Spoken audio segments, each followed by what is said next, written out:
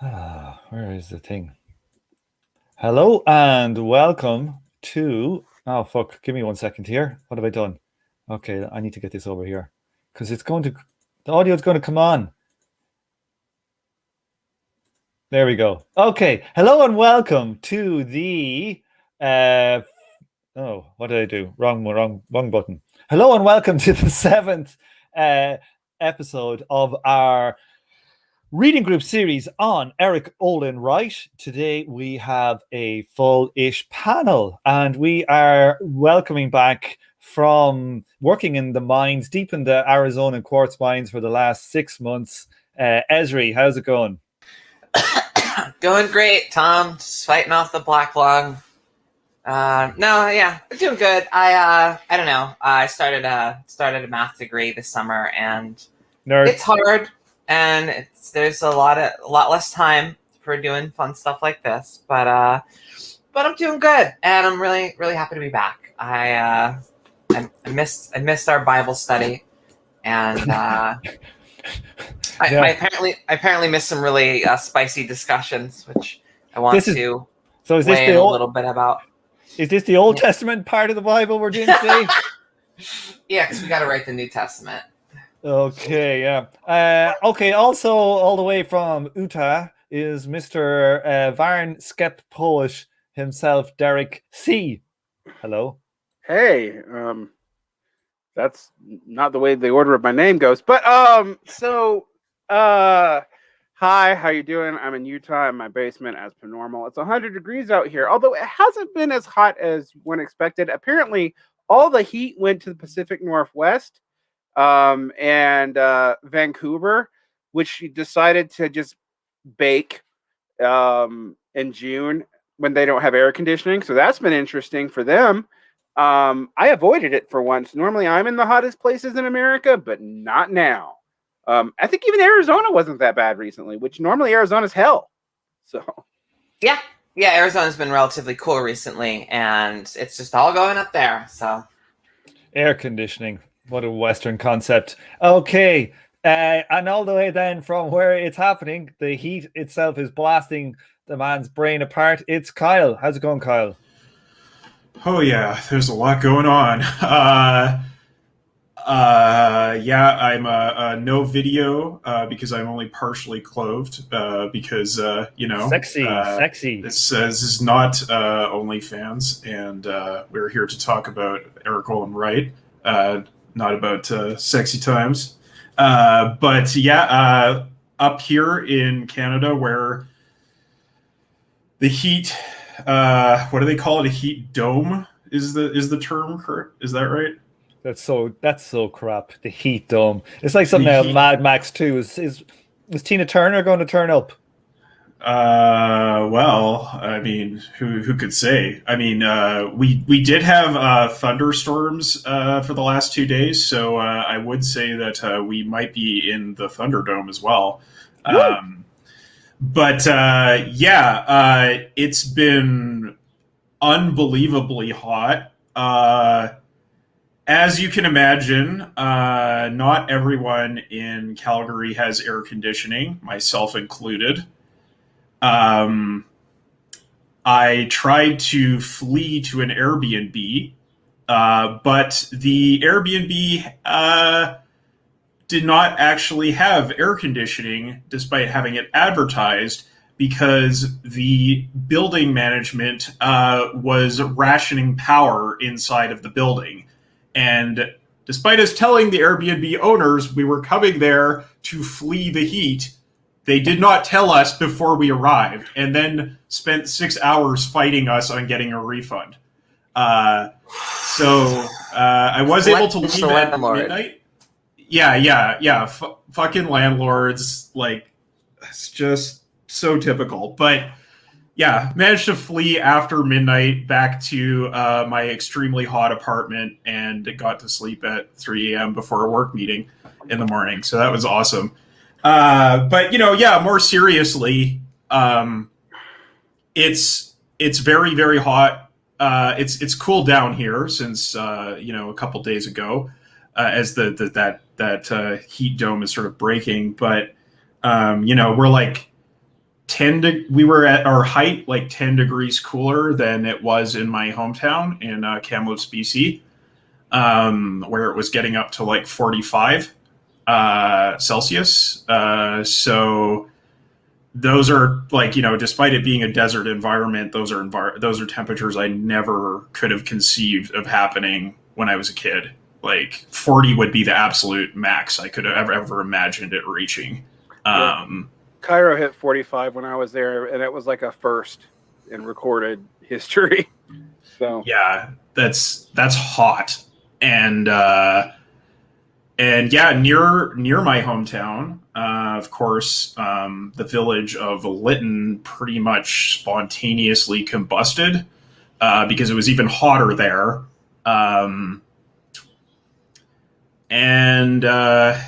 Yeah, it's wild out here. But Kyle, think of all the nice tans people will have.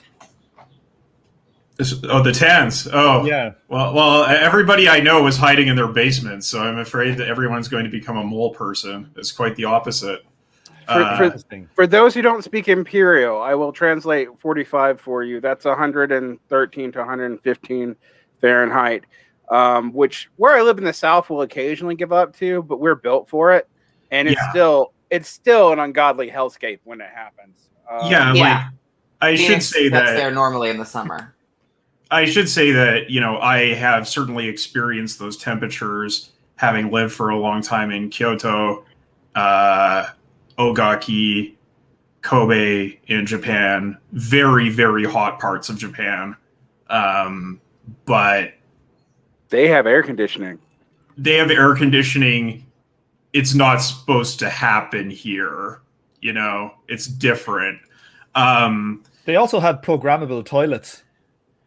They do, and everyone should have one of those. They're excellent. I actually bought one. So damn. Wow, those are expensive to get in America, not in Japan. Emancipation Network cribs, Yeah. No, we got one. We got a simple one, not one of the cool ones. The awesome, but it was Japanese. We got like a basic Japanese model one. Nice. During the middle of COVID because of the toilet paper shortages. Let me tell you. When I was working in Ogaki as a civil servant, and it was the middle of the 2008 financial crisis, and they were rationing our heat so that in the winter, so that they could heat the schools for the children. I would definitely spend a good amount of time on the heated toilet seat that was available to get myself warmed up. I remember those when I was in Korea. As a side note, when I first came to Korea, no one explained those things to me, and I didn't know how to operate it, so I squirted myself in the face trying to figure out how it worked. Oh no! The day to the face. Because everything is in Korean, I didn't read it yet, so I was like, yeah. So basically, it was like the film Crocodile Dundee, except with Derek. Yeah. Except Derek in Asia. Yeah. Crocodile Barn. That's what the C stands for. I always knew it. Yeah. I want to say just the last sort of note on what's going on in Canada is there is definitely a convergence of political trends of various sources of outrage that's happening here. So you have people who are furious over mismanagement of the pandemic. You have people who are furious because they're in ungodly heat and no one has done anything to prepare for this entirely predictable eventuality.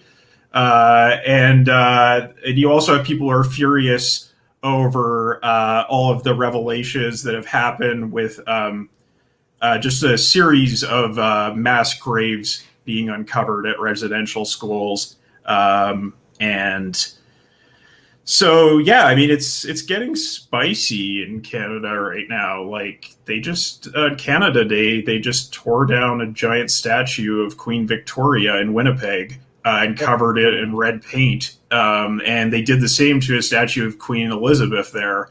The second Queen Elizabeth II or the first?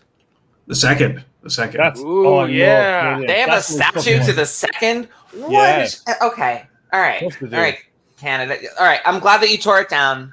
What do you call it, Kyle? I saw somewhere on the internet, I don't know how true this is, but they reckon like that, like the mass graves might go towards the scale of like 1 in 5 children that went to those schools. Is that like totally bullshit? I'm not sure about that statistic, but the upward number that was calculated or estimated, I should say, by the Truth and Reconciliation Commission was 30,000 deaths missing, unaccounted for. God, that's like American Trail of Teals level of numbers. Yeah, that's based on the discoveries that have been done so far. I did some like back of the napkin math, and I wouldn't be terribly surprised if it was actually upward of 40,000.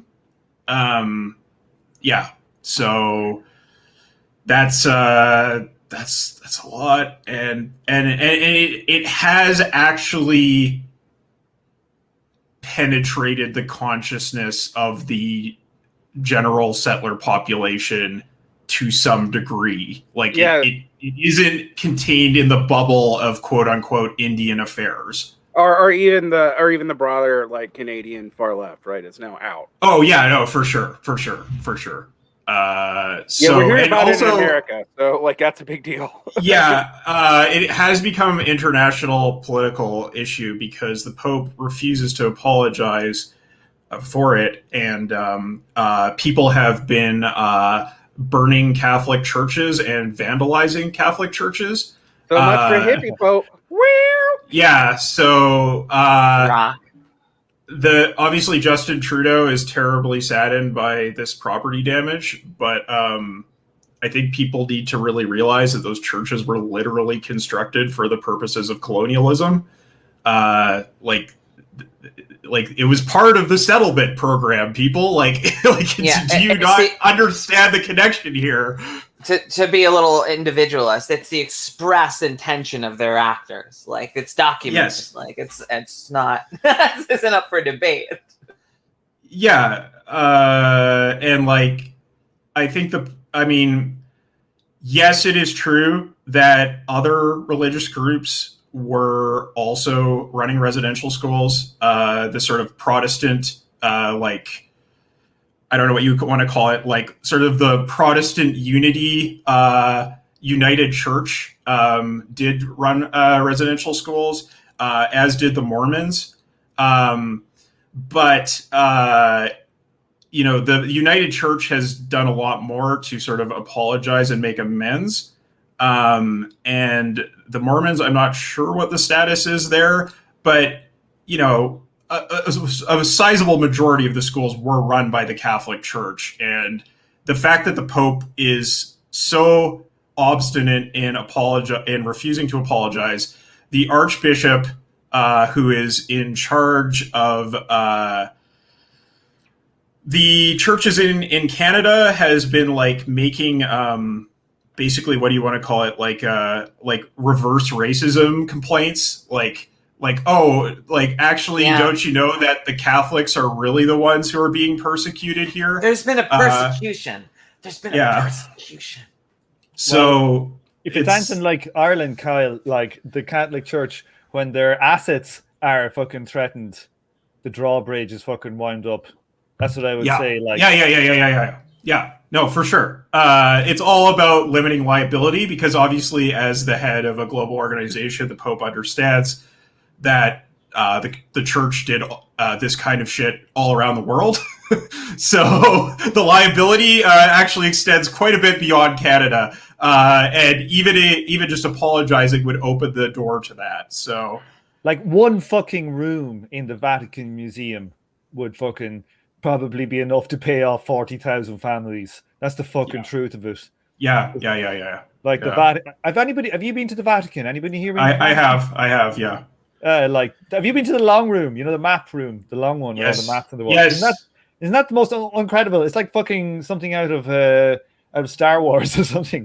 It doesn't feel real when you're there.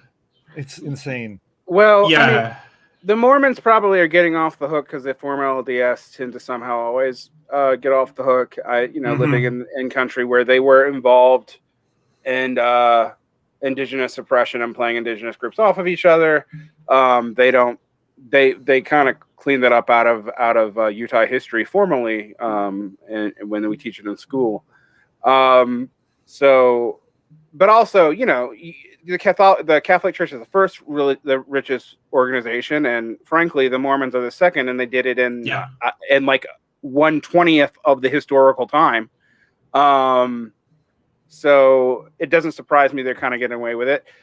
In America, we had residential schools too, but they were run by the government. I'm sure that their death rates actually don't seem to have been as bad as Canada's, but it was because the genocide in the United States had pretty much already been completed by that point. Yes. So I don't want to make it sound like we're somehow better here in the States, because we are absolutely not. But I think this is important for a lot of Canadian rhetoric about their better relationship with First Peoples and whatever, because it's kind of horseshit. Like, that's exactly it. Is that it has really destabilized the Canadian national identity, as in, like, pretty much across the board, we're better than Americans. And saying like, oh, the Trail of Tears happened in America, but we didn't have that. Saying things like that kind of mentality of like, oh, well, we just had these nice Dudley Do-Right Mounties out west, and they provided law and order, unlike those damn Americans down south who were just shooting each other all the time. That's the kind of colonial history you get growing up in Canada. So. I mean, you even get that from the anti-imperial American left sometimes about the British Empire in general. But we're a product of our parents, and we have the same parents. Yeah, that's my. I mean, that's my stance on the issue. Also, wait now, we're related. Not you. You're Irish. Okay.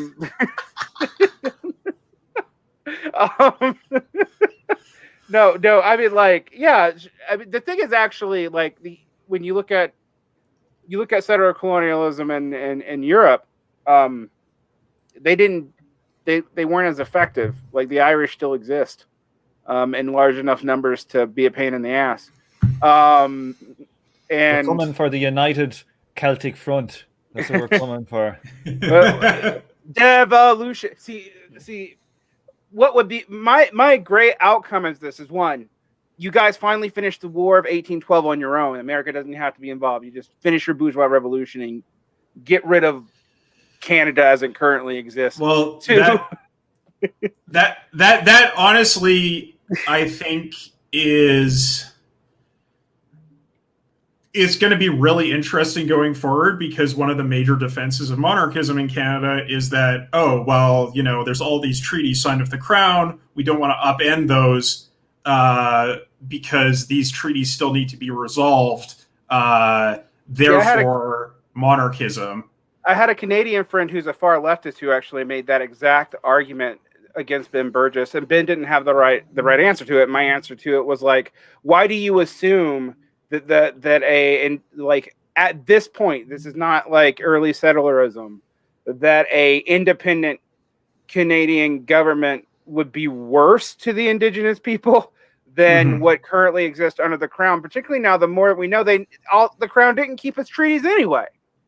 I mean, yes, it is. It's an argument that has a lot of purchase across the political spectrum. In pretty much every Commonwealth white settler colony. And I definitely think it can be worked past, but it is a major barrier to bourgeois revolution here. It's not inconceivable that it could happen if the Liberals decide to throw in with the reconciliation project in a major way. Right now, they're just focusing on shifting the blame to the Catholic Church. But yeah, it's not inconceivable. So the question becomes, I mean, because the funny thing about this is obviously like the Catholics have a huge blame in this, but like they were actually operating under state auspice. Yes. And so that's the only possible defense of hippie Pope there. They were not only operating under state auspices, they were operating under the auspices of Trudeau's father. Like, come on. What year are these deaths from, do you think? What year is the span? Between the 50s and the 90s. Like, yes. I didn't know that. I thought it was more like a 20s to 50s type thing. No, the last residential school was closed in my lifetime.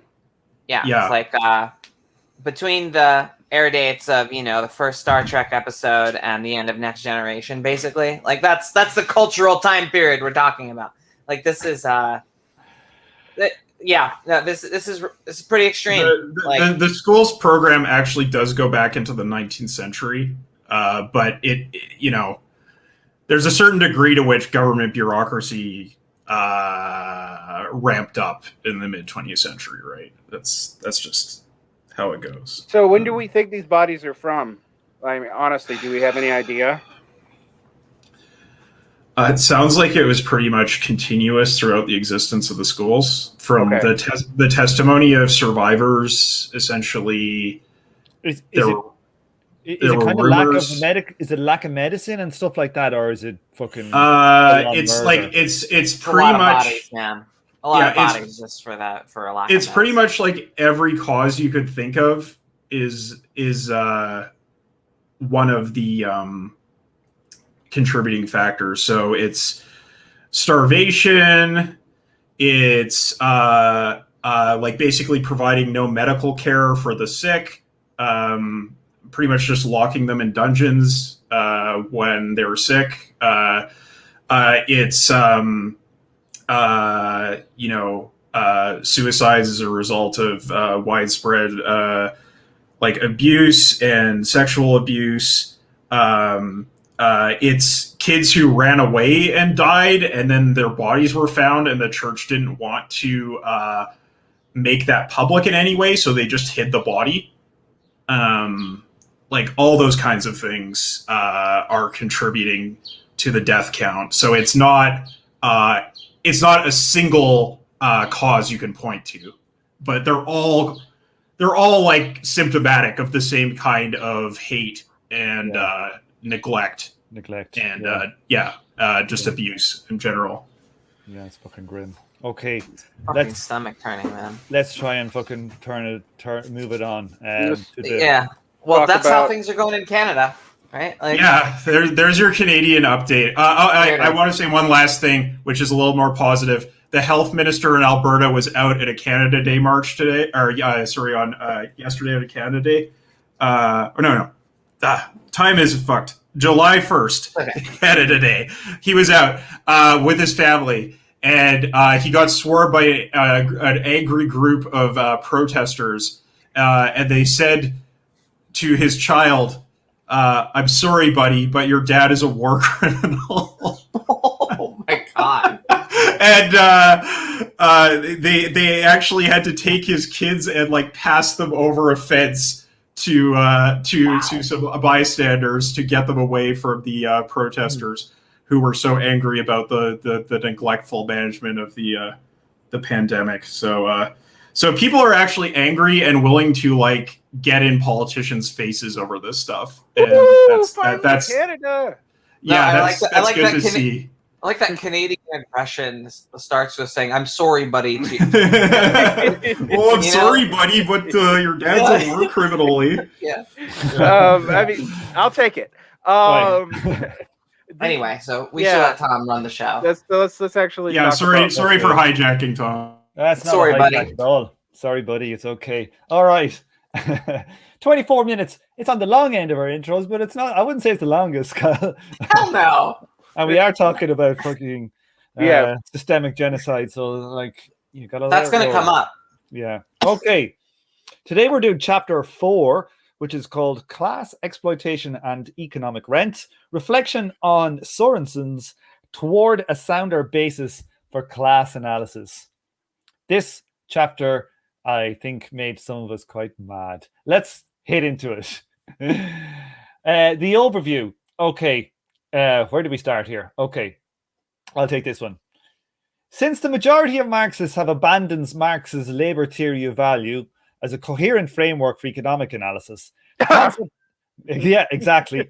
The concept, like, Let's talk. these lines are actually, nearly all the stuff I have in here are direct quotes from the thing, so they're not me like giving my analysis unless it's in a hard bracket or something like that. Okay, so the concept of exploitation has come to seem more like a heavy-handed piece of antiquated rhetoric than a rigorous tool for understanding the inner workings of class relations in a capitalist society.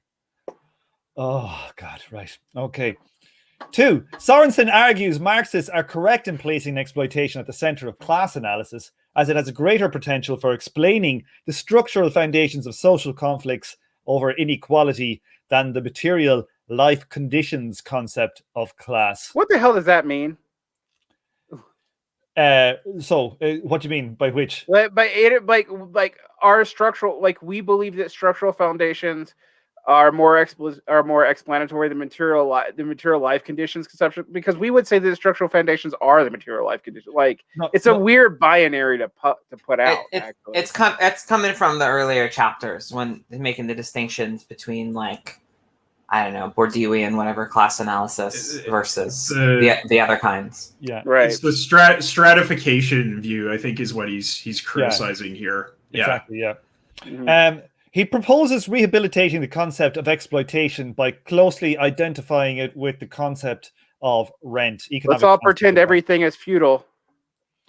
Yes. Yeah. I mean, we're going. Look, we're going there. Like, that's, yeah. We'll get it. We are going there, but like that doesn't explain the 20th century for shit. Like, well, I actually meant, like, analytically speaking, people are going there. Everyone's like, oh, I guess it's just all rents and feudalism and blah blah blah blah, and they're really bracketing out what we would call, like, exploitation as being an important factor. Yeah, like, I think the post-war compromise actually hit the rentier pretty hard. That was Keynes's idea, and the rentier is coming back. But the rentier is one of the major components of capitalism. There's rent, there's exploitation. They're your two guys. And we're going to see here what happens when you try and make it just rent. And what happens? Rent is direct extraction. I mean, like, that's like, it's not even hidden. I think that's like one of the, like, that's why this does so much damage to Marxist theory. If you, like, I don't know. But rents can be hidden too, Derek. Like, when you're buying like an item in the shop and you don't know what the brand rent or the stuff. So that can be like obfuscated too. Okay, last one. While E.O. Wright is also committed, so I think. Okay. So while Wright is also committed to reconstructing an exploitation-centered concept of class, the objective of this chapter is to explain why rent alone does not provide a sounder basis for class analysis. Okay? That's our... So E.O. Wright is on our side, but not. So... Yeah, he's navigating the Scylla and Charybdis here. Yeah. Yeah, I guess I'd say a few things. Is that it's just a fact that the literature that was built up over the 20th century to defend a labor theory of value turned out to be on faulty ground and was disassembled during Wright's lifetime as a working sociologist. And he started off as a proponent of those kinds of labor theory of value and was publicly convinced out of it because, To be fair, but his framework for what LTV was Shaffrian labor theory of price. Like, this is I think if I'm getting this right, it's like the Borkowitz thing, right? Okay. Like, and so it may be like some people turn to Schraffe as basically like, well, Schraffe like is just basically doing the same thing or whatever. But some people, I think Wright was more like of a, if I had to it's been a long time since I've read his early work on value, but I think he was a little more of a common sense, like Sweezy kind of type But of. Sweezy doesn't believe in LTV either. Yeah. Like, And no, right. No, but Sweezy believes that Borkowitz put. I think it was Sweezy that was part of popularizing Borkowitz as a popularization. Like, it's kind of mind bending. Sweezy thought that Borkowitz was like putting the labor theory of value on solid ground or something. Like it's kind of insane if you think about the intentions of Borkowitz and whatever. But like by abstracting from time and having like equilibrium, your prices find their equilibrium immediately. You solve like your equations for one price. You have value. The concept of value becomes irrelevant. Things deduce down to the physical commodities, ratios of physical commodities. And that's the critique, I think, that Wright accepted. And I think it's fair enough to accept that critique in the 70s, right? I don't think that's until that idea of, hey, wait a second, actually, you're just putting in general equilibrium theory right into this. That's a huge assumption that obviously would fuck everything up when you take abstract time out of it. Of course, capital would go all fuckways. But I think it's fair enough for in the 70s to have that. And maybe it's fair enough that you don't later on interact so much with the TSSI because it's 20 years ago and you've moved on in your life. Maybe that's fair enough.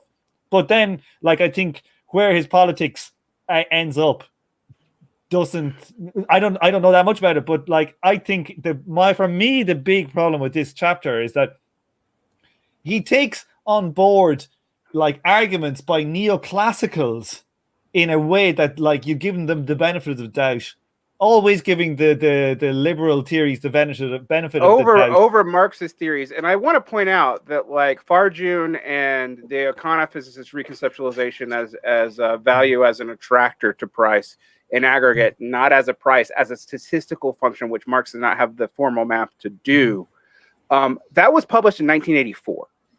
So. But it's probably pretty obscure though as well, Derek. Let's face it. It was obscure, and he loses the faith in value theory in about 79. And he's not an economist. He ends up exporting his economic thought to John Romer for a number of years before departing from Romer's framework.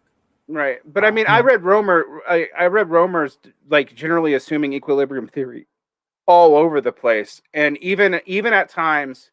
This is where it's still hard for me to defend Esri, because in the 90s, post-Keynesians were already doing good empirical work showing that there's no reason to assume equilibrium ever happens in the markets or that getting closer to equilibrium will produce equilibrium results. They had that math done in the 90s. I think that math was I think that was always understood as well. Like it was never like that's how people thought. Tom, it's I can't buy that, Tom, because the thing is that the thing about neoclassical economics that is the most galling is that on the one hand, they posit that perfect competition is an unworldly thing that cannot actually exist.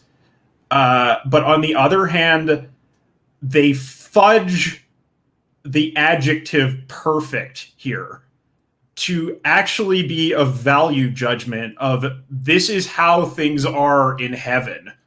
And we need to adjust the world to get closer to perfect competition, even though it has no significant relationship to anything that exists in reality.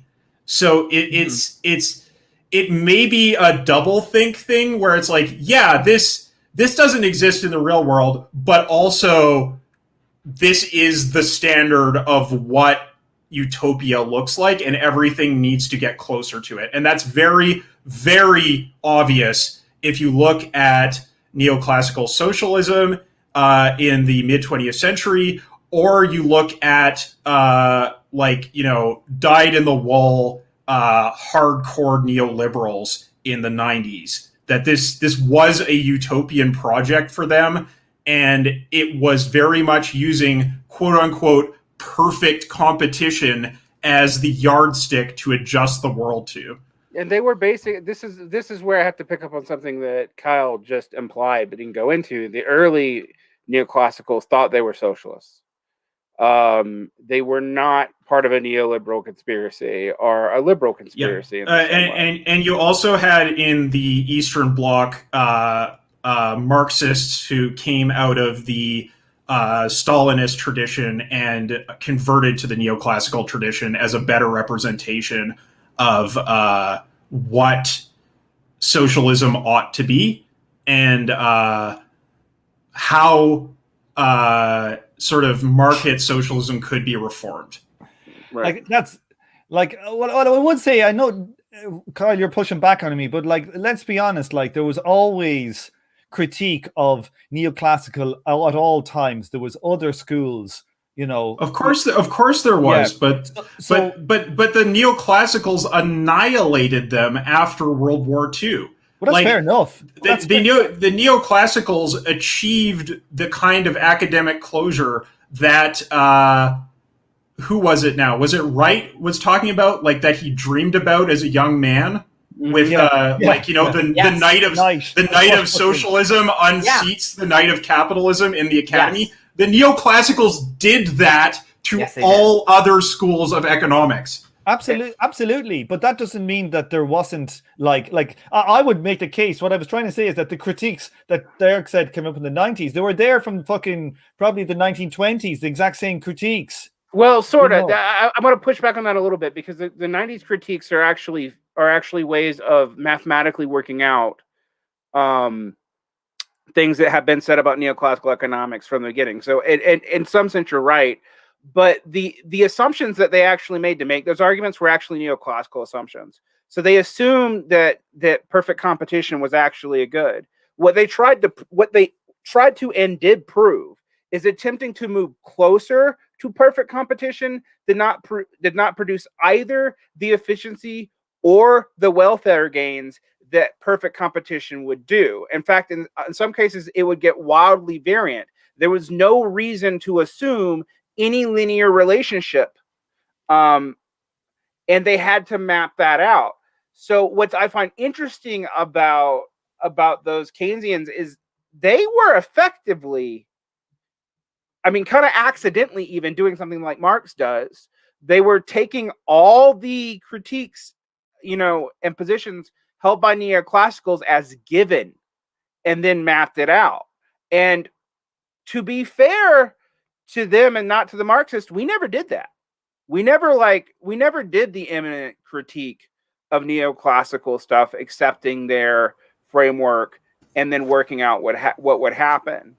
Like, unless we count this stuff, because Romer does. And this is what I was trying to get to, once that Wright's faith in the labor theory of value as such is shattered, he turns to Romer's framework. And John Romer's framework is, it's very much based in neoclassical economics. And I would say it's insufficiently critical. But, that was the attempt to do an imminent critique. I think ultimately the neoclassical economics has such a... But what Romer actually such a questionable truth claim with regards to its methodology that imminent critique is actually kind of hard to do because it's baked into the modeling. But Romer's picture is one where exploitation is fundamentally exchange oriented, which there is a Marxist way of understanding that. So I don't want to get into that. But then using neoclassical modeling, his framework doesn't even require a labor market. You could have exploitation on a credit market. It's just all about assets and income flows, and I think the right way to read this book is to situate these debates in a lot of the analytical Marxist debates that Wright cared a lot about, like as a younger man. But it had been And obscured. so this is like, this isn't the theory that he's attacking here. It's not the same as Roemer's, right? And it's not the same as the theory that he held, but it's close. It's close to the theory that Roemer held, specifically with regards to the way that Roemer described socialist exploitation and status exploitation in actually existing socialism. It is very like it's not the same. And by reading this chapter, you can see it's not the same because, you know, there's still exploitation in perfect competition. It's not purely rent as exploitation. But I think that's part of the motivation for this chapter, and part of the motivation for Wright's turn away from Roemer is to develop a more abstract sociological critique of exploitation happening in, you know, in like almost all all conceivable capitalist scenarios, basically.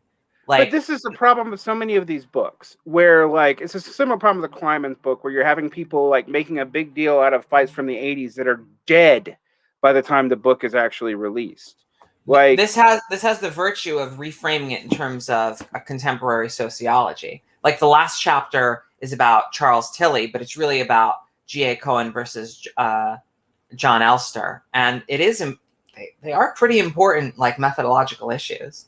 But like even some of the statements in this, like the majority of Marxists have abandoned labor theory of value, is not true anymore. I don't even think it was true then. I think if you were to say it was true then. Well, it depends what you mean by when you say the majority of Marxists, right? That, like, if you were to say the majority of Western economist Marxists, yeah, you would say yes. I would actually like, say that most of the Soviets had actually given up on LBT. Yeah, I wouldn't make the Western qualifier there. They're okay. So, like, for example, let me clarify. Like, we were talking about like imminent critique of Marxism from neoclassical perspective. I just want to point out that the mathematical Marxists in Japan were also doing that. Not Western Marxists. Eastern Bloc, lots of Marxists converted to neoclassical economics. It was pretty much pervasive. Like Kel surprise, you know. But what I'm saying, when he says Marxist, we're not talking about the academy. He's talking about academy Marxists. Yeah, you talk about run-of-the-mill people reading Marx and Capital and people in organizations. They didn't throw out the labor theory of value. You're talking about academy. I still think there were so many Marxists at that time who took their Marxism primarily from David Harvey that they would qualify as someone who thrown out the labor theory of value. And from the 20 years prior to that, from Paul Sweezy. I mean, that's the other thing. Oh yeah, sure, yeah. Because like LVT doesn't even get discussed in Christopher Lasch, because Lasch actually pretty much accepts Sweezy's framework. Like he doesn't disbelieve in it. He just doesn't bring it up at all. Like it's not there. It's also true of the Frankfurt School. They just accept it. They accept Sweezy's interpretation as given. They don't believe in. They don't believe in. They don't talk about LTV at all after Grossman. Like that's also where they get this idea of administrative class, and you know, it's the weak thing where, like, when someone like Chris Catrone tries to say that we're in a new period of capital where marginalism actually does apply. Like that's where they get it from, actually. So to say that it had no effect on Marxists in the streets would be to say that the new left didn't happen. No, I'm not saying it had no effect. You know, I'm just saying, like, I don't know, like, though I find that statement pejorative. I think people can be in these circles of academia, and like the people on the street who have their concept of like exploitation and Marx, and you know, know a little bit about capital. They are Marxists too. No, that's sure. Absolutely true, Tom. But I do agree that people, Marxists who held that opinion, were a minority at the turn of the century, and I think that's much less true now.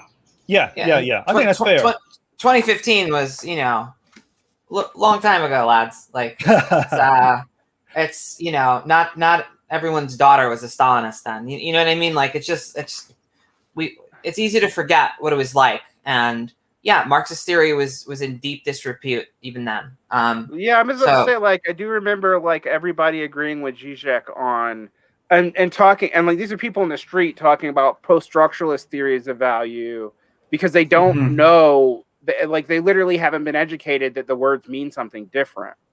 Like, this is actually why I started doing a lot of the explainer videos and stuff I started doing, is I realized that like no one knew that the words just meant different fucking things, and they just happened to be the same word in English. And neoclassicals and post-structuralists were deliberately taking advantage of that. Yes, and I actually want to add that at that time,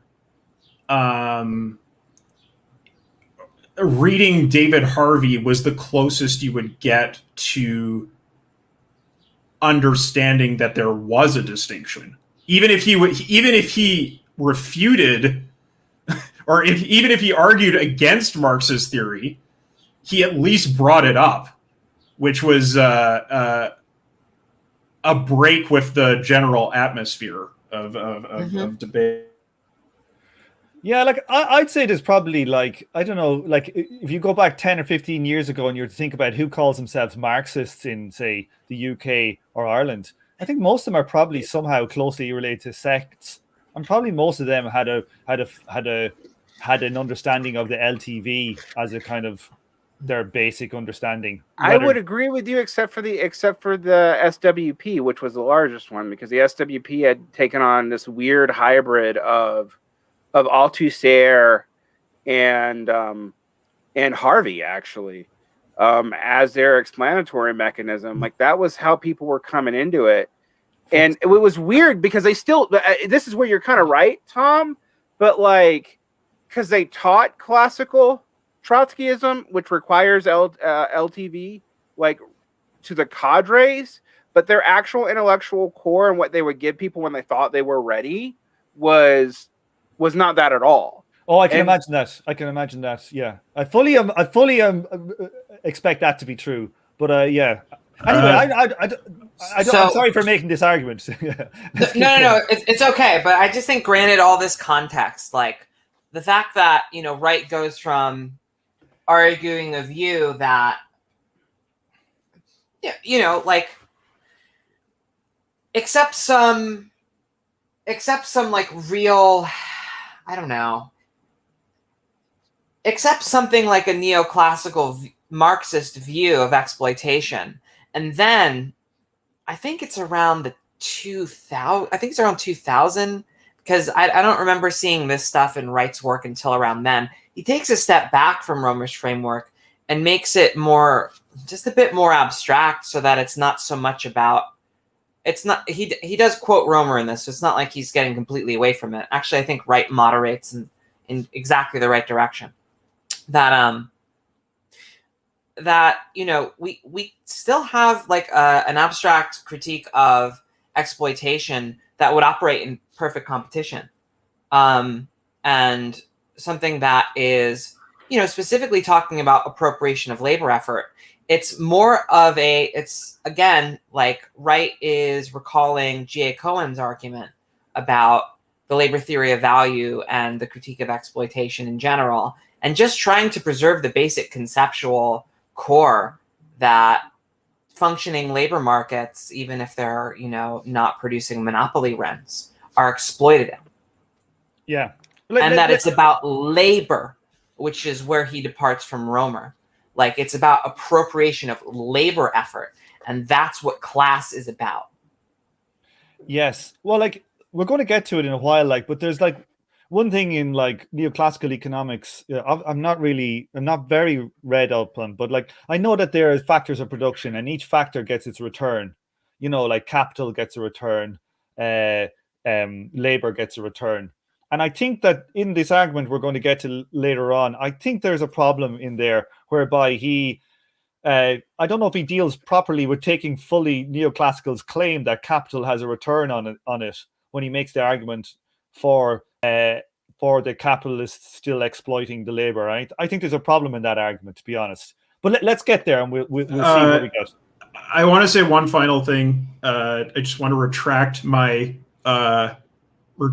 criticism of Wright as following the neoclassical line on holism, because Ezra informed me in between recording sessions that Wright actually argued against methodological individualism, argued against the people who are saying that holism doesn't exist. And won some small academic victories on that point. So was that after he broke with Romer? Because Romer does accept methodological individualism. Romer does. No. He's always defended methodological individualism as being different from what he calls atomism, which actually does remove those properties. But he's never been, in that sense, a methodological individualist. He likes holistic phenomena and feedback loops and stuff. As a sociologist, like, especially a new left sociologist, you know what I mean? Like, you wouldn't have much to talk about if you couldn't talk about, like, relations of relations and stuff.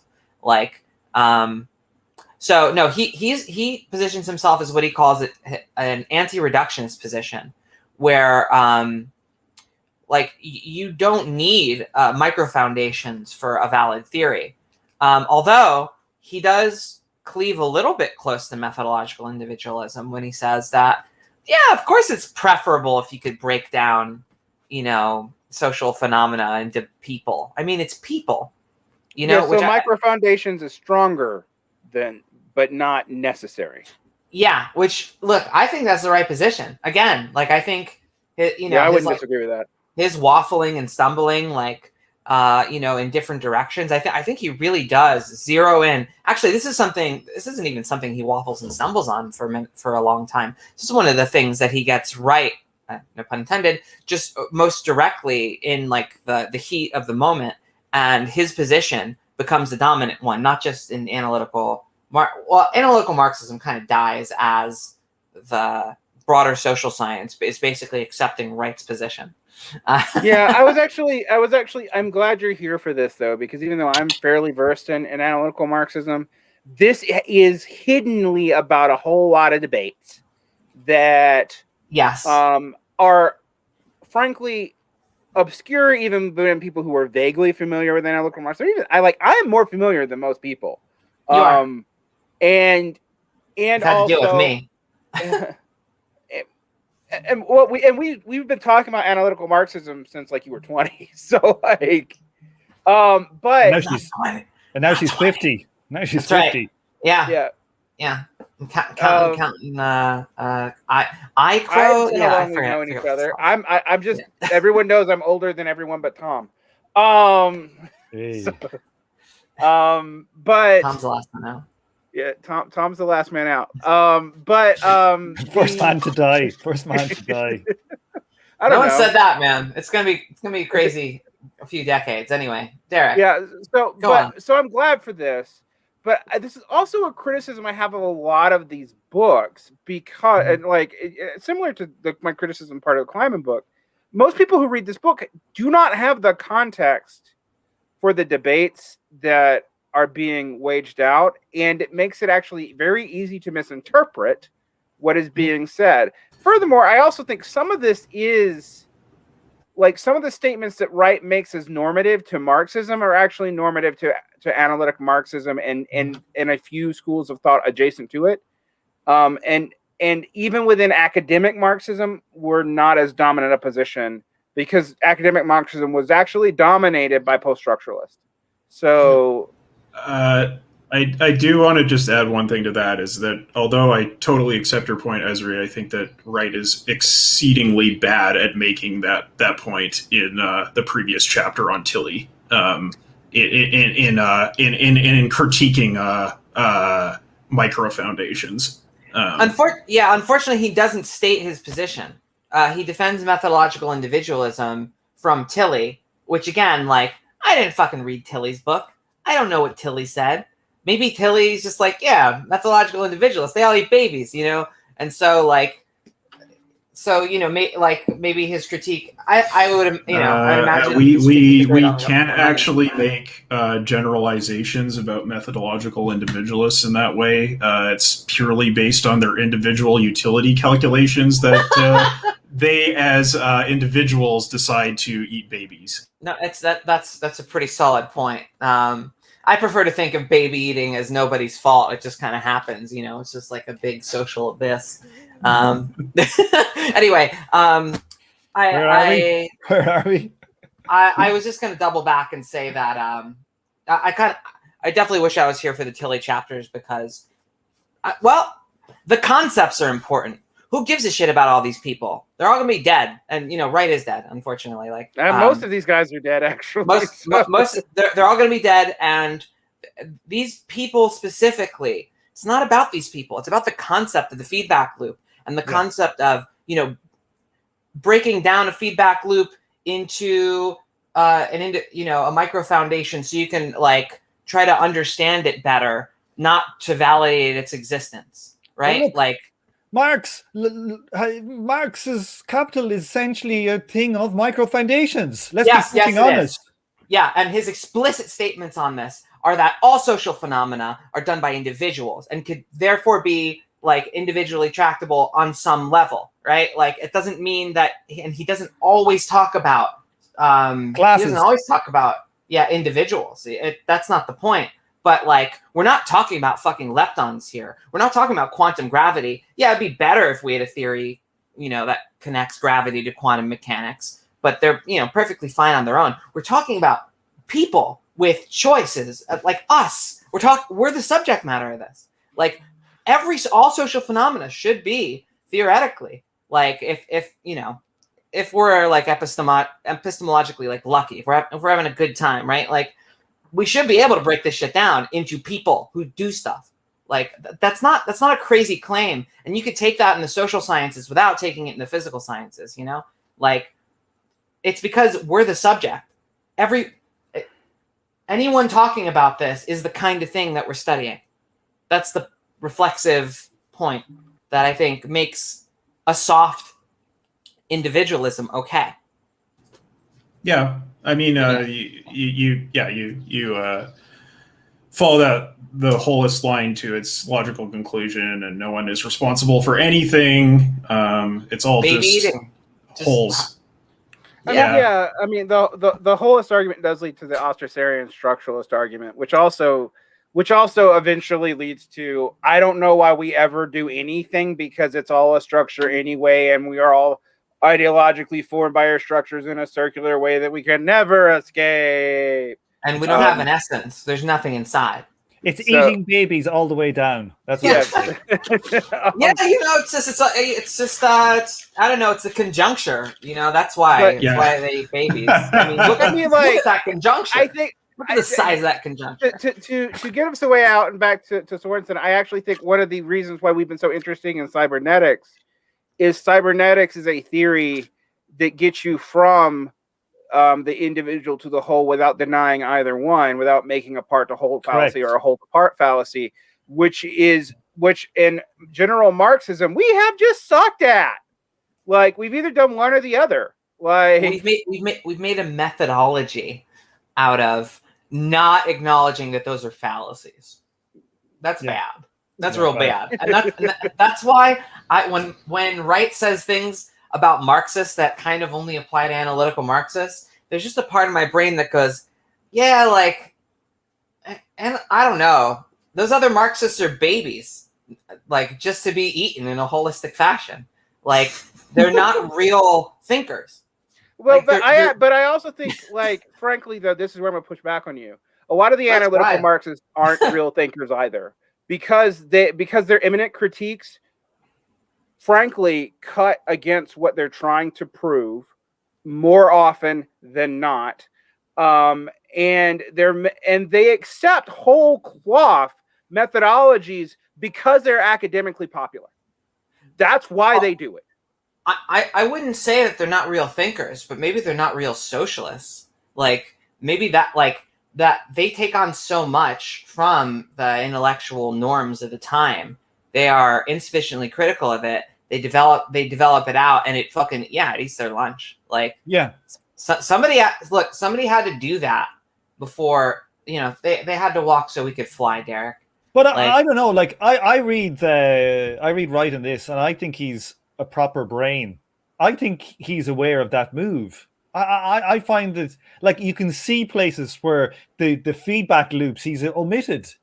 Like, that has to be a choice. So I think that while he is aware of these arguments, he's also basically clipping the wings of the argument where it suits, I think, probably his politics, to be honest, or his career. Take your pick. I would think more politics in his career, frankly, but I think those two are intertwined. And one of the big things in this book that we're going to see is that a lot of his political conclusions are based on not being able to foresee crisis as imminently as we do. Not necessarily economic crisis, although definitely the kind of economic crisis that Marxists are generally interested in. Only Robert Brenner tried to continue arguing for that kind of stuff. Right. I mean, Romer, and it's Romer's fault. Romer's the person. It's Romer's fault. Like, there's a book on crisis by Wright before he loses faith in LTV and he's just talked out of it. It is Romer's fault. And Romer's modeling was all equilibrium modeling, and he was still doing it. That was my point. He was still doing it when there was other, not Marxist, not weirdo sectarian, other legitimate academics who were pushing back on the framework of the equilibrium itself. Absolutely. That's not because he's stupid. That's why he's at Yale now, dude. Like, hence my point about career. No, I think that's part of why some of these people did it. It's not because they're not real thinkers. It's because there's something about they saw an opportunity and they went for the stars, baby. We all say we hate these people, but if I learned anything from, like, left online stuff, it's that the right's kind of got a point. The left really just, like, is resentful of success. They want more so than anything to fucking like to win the institutions and to be the best and the coolest, and like that's the fucking rationality some of these analytical Marxists are working with. I do think that makes you eventually not a thinker. I think it makes you, like, because what are you thinking through? But see, Derek, think about getting that New York Times obituary. I mean, there have been many times in my life where not being honest would have benefited me greatly. But I mean, like, and the thing is, I don't want to believe that these people are out actually deliberately dishonest, but it seems like there are incentives within the system that, and the system here is academia, that prioritizes certain kinds of small shifts that eventually end up to a big lie. And I also think being cordoned off in these micro niches is a huge problem for this. I mean, because but yes, and the micro niches, which is why the analyticals were so like problematically open to the norms of the time. That was to deliberately not intellectually cordon themselves off. And so it's like a sellout dynamic. Why does somebody sell out? Is it to reach an audience? Is it to get the money? Like, except this, with Romer, there's a big formalization dynamic there. Honestly, I think Romer's work continues to be interesting even after he's like a Marxist. And even Derek, the kind of Marxist he is, he's, arguing for his book on exploitation defends a more or less like unilineal theory of like removing forms of exploitation. It's very much like Rudolf Barreau or something. But then he'll defend socially necessary exploitation in a way where, not just as an anthropological point that like, of course, it's Lassallean state capitalism as a good. Like, it really is. Well, not just, of course, capitalists defend capitalist exploitation. Of course, socialists defend socialist exploitation. Know that there's sort of historically necessary kinds of exploitation. And if you're in the society, you defend it too. Which, Jan Elster had the decency to push back on, was revolted by. That's interesting. That's one of the more interesting things that Elster pushed back. And for people who don't know, Elster's probably the most obscure of the analytical Marxists. I think that people know E.O. Wright and G.A. Cohen more than these other figures who are actually, I mean, to be fair, outside of G.A. Wright's initial book, a defense of Marxist Karl Marx. G.A. Cohen's. Yeah, G.A. Cohen's offense of I think the more serious academic work was actually done by the ones that we don't talk about that much, which is Elster and Romer. But also Elster is just if you're into rational choice methodology, Elster is just an influential figure. He's not just a Marxist. He's not just like some Marxist like crank. And he was more or less a Marxist by like national culture because he's from fucking Scandinavia. You know what I mean? Like he was just working that stuff out there.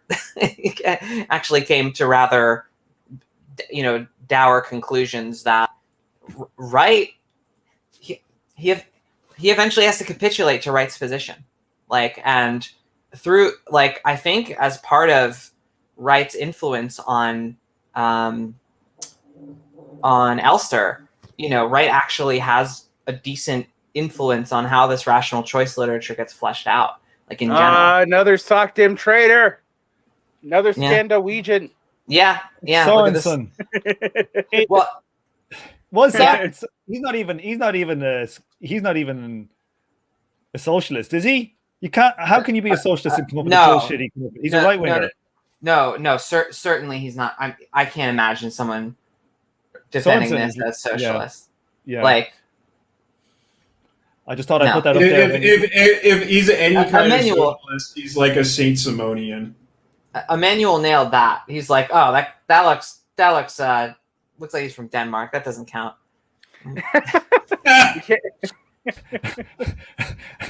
We can't trust the Danes. Dear God. Yes. Okay.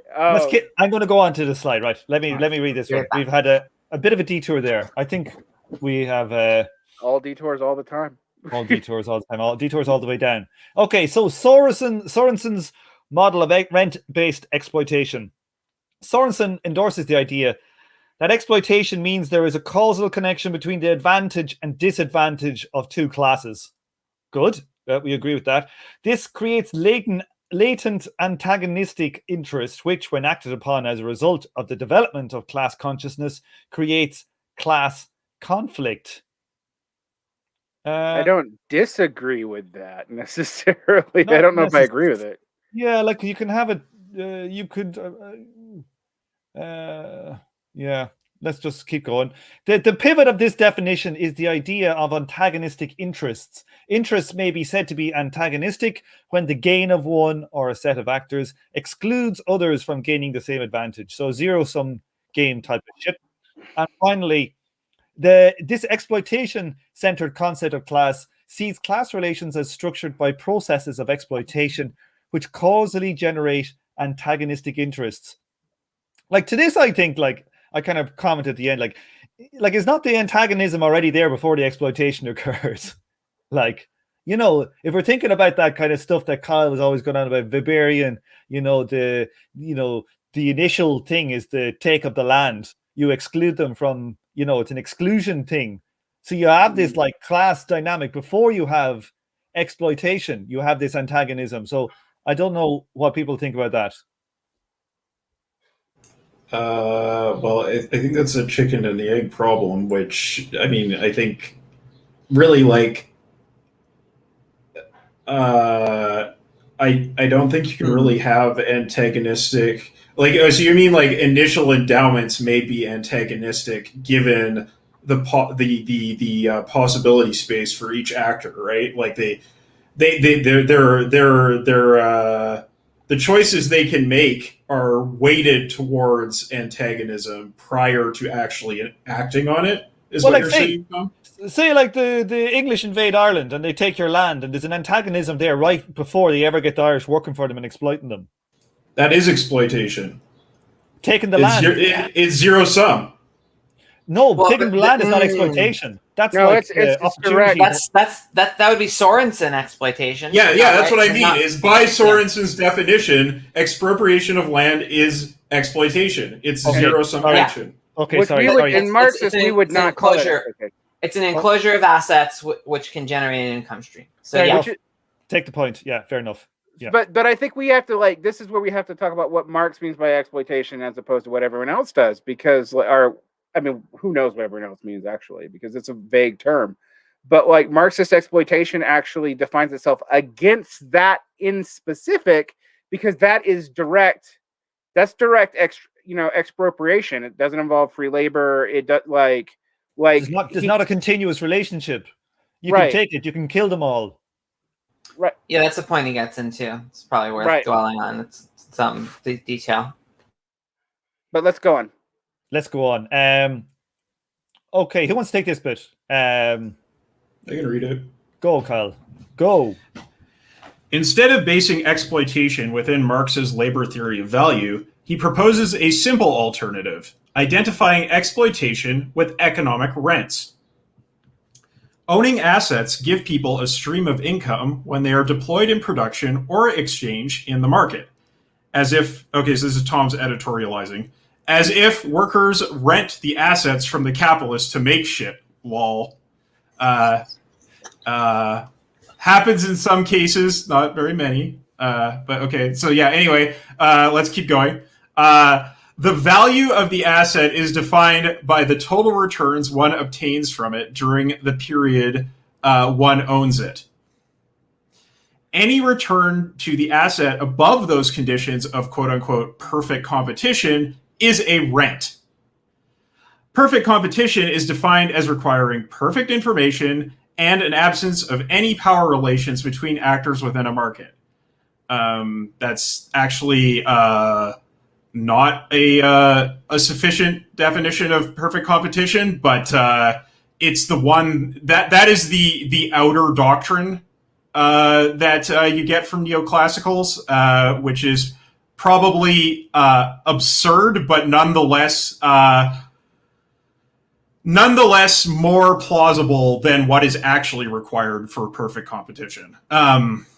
Okay. What did they say internally, Kyle? Do you want to? I can read it. I can read it out to you. I got all the conditions. I posted them to chat the other day. Yeah, do it. Do it. All right. So here are the actual necessities for perfect competition. So wait a second, Kyle, and I'll get them up here if I can. Okay. Give me 1 second. Well, don't put our private chat on there. Oh, okay, yeah, fuck that. Yeah, go on. Yeah. All right, I'll read them. Okay. Number one, you must have a large number of buyers and sellers, none powerful enough to appreciably affect the market. That's the point about absence of any power relations. 2, ease of any business firm to enter or exit any industry. So there are, we completely ignore any of the actual characteristics of any field of production, given on the peculiarities of the means of production needed, timescales, any of that kind of thing. 3, homogeneous inputs and outputs, each divisible into units of any desired size. So again, industries have no inherent qualities to them. They are simply just infinitely divisible continuum with no properties. No uncertainty about the future. So that means also the corollary to that is that we have to abolish the existence of time. Perfect knowledge. Information. Oh, sorry. Yeah, that is perfect information. Yes. All those things are implied in perfect information. Perfect knowledge of all possible alternatives in production and consumption, again, requires the abolition of time because it's impossible to have perfect knowledge of all those alternatives without knowing the outcomes. Production functions having the appropriate second-order optimality conditions, in quotes, i.e. of being of smooth curvature, not having increasing returns to scale, and having diminishing marginal rates of substitution along any isoquant curve. So, I mean, there are so many problems there, I could barely even begin to describe them. you have to have a perfect schedule of everything you could possibly consume in the universe, and none of those things can be in a inconsistent ordering. It's also necessary that everything follows the law of diminishing returns, law in scare quotes, which is not observable in reality. Okay, anyway, that's just a dogma. Similarly appropriate utility functions that are stable over time. Again, doesn't matter because time doesn't exist. Productivity that is generally unaffected by the distribution of wealth, income, and power. So, I mean, the idea of having money and therefore being able to invest more and therefore getting greater productivity is abolished because, of course, all the endowments are equal for everyone. Only those external economies and diseconomies or externalities that can be that can be corrected or nullified with taxes, subsidies, or the creation of new property rights. So anything that is an externality for example, if carbon credits cannot actually deal with the externality, quote unquote, problems of CO2 usage, they have to be abolished from reality because they don't follow into the perfect little sphere where you have government technocrats who can just like 100% effectively correct any of these problems. And 10, markets that are always in equilibrium, with all change represented as instantaneous shifts from one static equilibrium situation to another. Again, abolition of time, abolition of space, because, they're instantaneous shifts, which means that you're basically looking at utterly isolated slices of time that don't have any continuity, which is, of course, contrary to even like weirdo theories of time like you get in general relativity. So we spent a whole reading group shitting on static equilibrium, which, by the way, now that I'm in a math degree, it's just like go Google like comparative statics. You only get economics because all the other fields that did comparative statics got into dynamics and just did what adults would do with dynamics, right? Like how long ago as well? How long ago are we talking like dynamics? This is the 70s, 80s, like especially as computation picks up in the 90s, like forget about it. Yeah, or even just, stuff like difference equations and stuff like that. That is around fucking ages. It's fucking ages. The first critics of neoclassicals, the first serious critics of neoclassicals are physicists. Straight down the line. And the neoclassical economists were fucking wannabe physicists. That's the fucking. And then the physicists saw it and went, "What's this dumb shit? What is this bullshit?" Yeah. No, there's records of physicists writing letters to Jevons, being like, "This doesn't work. Like your math doesn't work. This doesn't make sense," and he just ignored them. So let us make stated once we have cleared that even the most maximalist vision of communism does not meet the utopian batshittery of perfect competition under market conditions and general equilibrium. I just want that to be stated because it's insane what it requires. What it requires is basically a universe that is static with like blobs of like fucking. It's a black hole. It's basically a black hole is what it requires. A black hole's more. The math is more interesting than a black hole. You actually they've differential geometry going on there. They've proved that black holes leak information. But not classical economics. I know. What it is actually describing is God. It's describing God. That's what it is, because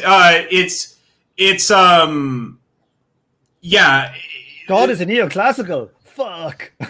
I mean, it's describing that idea of God as sort of a isolated perfection from the world that is utterly unitary. Because when you talk about the homogeneous inputs and outputs, you talk about the preference schedules, what you end up coming to is that a neoclassical market can only actually operate with an individual. It doesn't actually work with more than one person in it. So it's totally fucked. And tell us again about like about the academy standards where this becomes the dominant school. Is there something going on there outside of the argument? I'm joking. You know what I mean? It shows you pretty straightforward. Like it's ideology. It's ideology straight down the line. Yeah. It's also like, I think based on my study of this in history of economics, my opinion is that there are distinctive layers of motivation that you have to think about in the academy between professional interest and the general ideological political interest. And one of the things is that neoclassical, like, the big coup for neoclassicals was in America, and they unseated the institutionalists as the dominant economists. And I think the main thing there is not only, it's not only that their ideology was compatible with capitalism, because a lot of these people actually had socialistic political backgrounds, much more so to the left. Like, okay, let me make this clear. The people who came from Austria were completely ostracized in Austria from the academy because they were too left-wing. That was an ideological divide. But when they came to America, initially, before McCarthyism, the Americans didn't really care about that. And what they actually were interested in was that these people had serious engineer brain and they were extremely mathy. And that was very gee whiz to everybody. So that's more why the institutionalists got kicked out than them being having an ideological advantage. Do not trust engineer brain.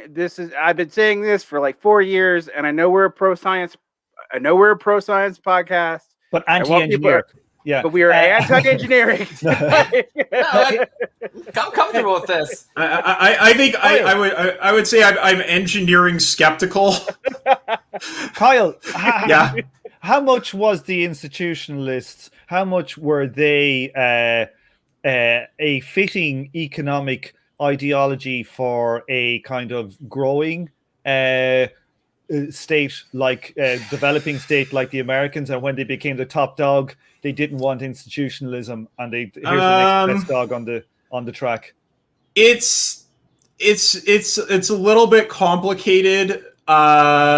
You certainly have a number of them who are influenced by Dewey and by Veblen in big ways, and have a kind of left critique and are critical of, kind of in a similar way to like Habermas of bureaucratized modern society and the power relations that are involved there.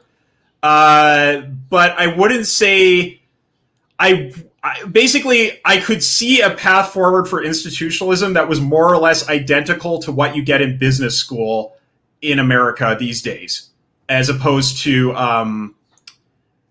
what you get in an economics department, which is neoclassical. So I don't think there was an inherent antagonism there.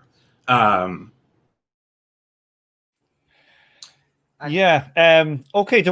Sorry, I moved on. But do you want to do the last part here of this slide, Kyle? After all of that. Oh yeah, sorry about that. So I hope that everyone now is better, has a better understanding of why this stuff is all like so deeply offensive and gaslighty. Anyone who was taught this stuff as truth in Econ 101 probably shares my feelings of having been gaslit by these people and holds a considerable grudge against them. Yeah, I was good at this in Econ 101 and Econ 101. Yeah, same. Tried to recruit me, and now I'm pissed. I'm so mad. Yeah, I drank the Kool-Aid. I didn't. Yeah. I didn't, and I had a hard time with all this stuff, and I realized after a while that I just had to do flashcards of memorizing how they said things worked. And I was like, this isn't biology. Like, why am I learning this fucking fake shit? And this is way before I was a Marxist. I was like, this isn't science. Yeah, there's numbers in it.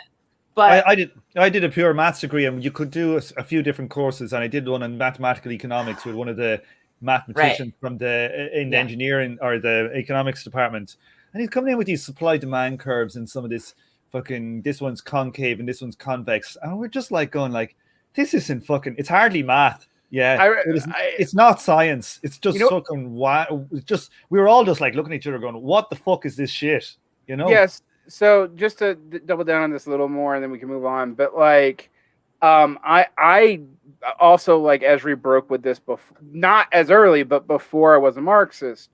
But it was because I would notice things like they would use equilibrium and demand and risk curves to justify, like, it's safer to have cars with spikes on the wheel. That was a real argument, really made in a real Economics 101 text by the armchair economist, and then they mapped it out on like a risk versus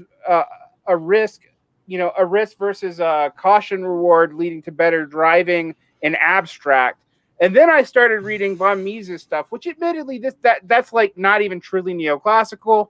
It's Austrian, but I would notice that the same journal would use the same inputs to argue two completely opposite points, with the same like market dynamics involved.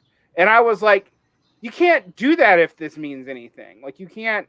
This is a framework where the conclusions are pretty much whatever you fucking want them to be. So I learned neoclassical econ in undergrad. Did my first year of it. Wasn't a math or science guy. I just happened to be good at this stuff. And then when I actually, I studied Harvey and essentially just continued to read Harvey from a neoclassical perspective, which is totally harmonious with his perspective. And then when I got into grad school and was studying history of economics, I had to go through, like, I would say probably a year or so of intensive self-study to deprogram my brain, because I couldn't read other schools of economics and not read their terminology from a neoclassical perspective. That was just like the goggles I had on to understand any school of economics. So everything I read about classical economics just looked like nonsense to me. And then I had to go back and read Marx and deprogram the Harvey reading of Marx from my brain. So I feel like there's just so many levels of gaslighting that you could go through with this shit. And that's why and to your point, Derek, I had a total crisis of faith in economics as a pursuit at all, because every school of economics has incompatible conclusions, and they have no interest in actually working towards any kind of resolution of those disagreements. I've heard of beer goggles at the end of the night when you're out in your pit. But like neoclassical goggles, that's a new one. Yeah, it was neoclassical goggles. Okay, I'll finish reading now. So Sorensen then proposes restricting exploitation to inequality generated by ownership or possession of rent-producing assets. Rent-producing assets or resources create inequalities where the advantage to the owner is obtained at the expense of the non-owners. These non-owners would be better off if the rent-producing asset was redistributed or eliminated. So again, it kind of follows then that in perfect competition, there would be no exploitation, because the distribution of assets would be perfect, and there would be no barriers to entry, no sort of like effects on productivity according to XYZ. So yeah, it's pretty much like this is a thing that it doesn't exist in perfect competition, but does exist in the real world. Okay. Who wants to take on some of these startling conclusions? I think I'll take these on. I just want to say, because I just want to say, when you look at the assumptions, like, okay, yeah, all the perfect competition stuff is nuts. But if you just look at, well, if there's a, there's the asset and an income stream, maybe people would be better off if these things were, redistributed or eliminated. You think, oh, well, all right, okay. But then you look at the conclusions that can be derived from these premises, and I think you got, perhaps why neoclassicals like redefining exploitation and being rigorous about it to an extent, and then allowing these conclusions to slip through. Are we ready? Hit it. We're ready. Some startling conclusions of exploitation as rent. Capitalist property relations by themselves do not generate classes. A capitalist market economy with perfect competition would be a classless society, since it places the nexus of the problem in structures, not relations. So yeah, neoclassical utopia. 2, when unions negotiate solidarity wages, where wage differentials are reduced by raising the wages of unskilled workers, unskilled workers become an exploiting class. Unions can create substantial rents to low-skilled or otherwise less productive workers. Okay, oh, so God. I can't even manage to shut my mouth here. But it's like talking about mixing up key, from a Marxist point of view, which honestly, right, it's going to actually buy in and use the language of these economic rents of workers. By reducing your exploitation is somehow a rent. Like, he uses their language and he talks about it in that language. It's kind of I find it very hard to take, Esri, I'm going to say in this chapter. But he says, but those rents are mitigating actual exploitation. But why call them fucking rents then? Don't call them rents. He concedes even the language. I don't think that's so bad, honestly. I think calling the rent that you're trying to defend your labor exploitation from exploitation is fucking traitorous. That's traitorous. It's not a fucking rent. I don't care what it is. Like, when you're thinking about the problem of global proletarian class composition, and you then look at what workers do on the national level to protect their interests, and then how that affects the global proletariat, you're gonna start talking about rents, okay? And I don't have a problem with this. I think but it's not. It isn't a rent. I actually do have a problem. I think getting too hung up on this means that come on now, Esri. Let's come on now. Where is our fucking analytical Marxism clarity of fucking definitions? You're gonna get all hazy on definitions because it's convenient to do so. I just don't. I don't have a position on this where I care deeply about it. I don't. Because if you have that as a rent, then anything that is not direct commodity production exchange can be said to be a rent. Anything. Yeah, but if it's not, if that's not exploitation, and there's no moral, I don't know, there's no moral component to thinking about rents. Who gives a shit what you call it? Well, because Marx has a whole different argument against rents. Because rent and exploitation are different qualities. They're different. It's like saying, well, we might as well. Do you think that? Hold on a second. Do you think that Wright agrees with this argument that these rents are exploitation? I'm saying that he concedes the use of the term rent for something which is not a rent, and I think even conceding the language. Even though he makes the point at the end, he concedes that fucking language. And I think that's shoddy workmanship, Ted. Shoddy workmanship. No, he takes on neoclassical assumptions. That's what he's doing here. I just want to say that Sorensen's argument here is pretty much indistinguishable from the classical liberals like Pareto and Mises and stuff.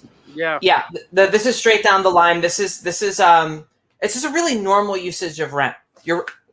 I think this is not Marx's definition of rent. So it's not his, but it's not even Wright's definition of rent.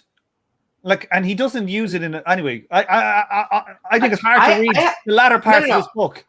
And I don't even to be completely fair to you, I don't know if Wright takes on a neoclassical definition of rent. Like I think that he concedes in this chapter. Because, that's what I meant. I mean the chapter, not the book. I mean the chapter, not the book. Yeah, I missed this book. I did read this chapter as if he was conceding, but if I read the previous chapter like that, then I would think Wright is a methodological individualist because he's, defending a neoclassical. Yeah, which is what we all thought reading the chapter. Yeah. Right. Yeah. So I don't even really. I don't find taking like a position on whether that's a rent or not to be super enlightening. I think what he does with it is pretty interesting. That if you add this additional, because he cares about exploitation, right? And you want to talk about fucking rents, whatever. Like, let's talk about appropriation of labor effort as our like central, our central mechanism of exploitation. You're convincing me that this book is anti-systemic. That like I have to take each chapter sui generously to itself and not connect it to the prior or next chapter or to Wright's larger work as a whole. And that's maddening as an introductory book to understanding class. Like that's with the exception of what is it like chapters 1, 2, and 6. With the exception of like the meta theory stuff, this is more like of an episodic book. Yeah. Like So that's both important to note, but it's also like then the book is actually misleading to what it does, except in 3 chapters. Like classes, this is someone towards the end of his life now, we know, whose life's work on class, who he had it worked out very systematically, became unsatisfying to him, and he was trying to rethink it. So I interviewed him around this time. I lost the interview, and the reason why I didn't publish it and why it was able to be lost is because when he tried to explain this to me in Amok Sahu, it was an incoherent fucking mess. Mm-hmm. Like I had no idea what his framework was. Yeah. He it was like concentric circles within, and I'm one of those people who accepts that you can have multiple class frameworks operational, and as long as you are clear which ones you're using, but like it was maddeningly complicated what he was trying to work out. And also weirdly not empirical. So it was, and that's not the case for Wright's early work. Wright's early work, even though I think some of his categorizations are basically exist for the parsimony of having a clean flowchart. They are empirical. I'm just going to put it out here as someone who loves philosophy. The point of writing anything down instrumentally is to defend a class division. So I think this is probably pretty much the hardest thing to study in all of thought. So yeah, I'll concede that. I'll concede all of this, but like, well, it's just important to know for reading the book. If I'm just supposed to read this as an eminent critique of Sorensen, it's different than I'm trying to read this as creating a larger argument for multiple frameworks of class.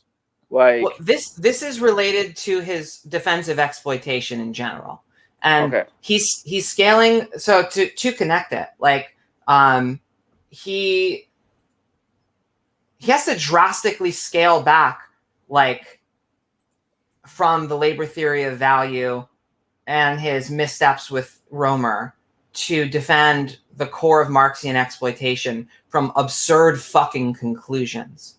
And defining things this neatly and this simply at least allows you to restore just some of the basic conclusions of a Marxist, critique of exploitation, like at all. And that was necessary. And if his usage of rent isn't impressive because he's accepting a neoclassical framework, but at least you can say that capitalist exploitation happens in perfect competition, right? Because it's an inherent part of Yeah, fair enough. But that's like, I just find like, that's the stakes. I think like if you slip towards the stake of where workers organize to protect themselves from exploitation, that a Marxist is calling that movement to increase their labor power a rent. I just find that problematic. This is the sentence, like, pretty much. Sure. I'll read it here. It's in the last page. I know we're going to get here, but I'll read it now because it's what we're talking about. The rent component of the solidarity wage, like the more general wage premium of employment rents, should therefore in general be thought of as a mitigation of capitalist exploitation rather than a form of exploitation in its own right. So he still is calling these rents, like he's like one of the people he quotes in here is fucking Janet Yellen. She's the fucking Fed chairman. Like, you know what I mean? I hear you. I think we're putting emphasis in different places here. The point that's most interesting to me is that you can call it a rent, you can call it whatever you want. It's not exploitation. It's a defense against exploitation.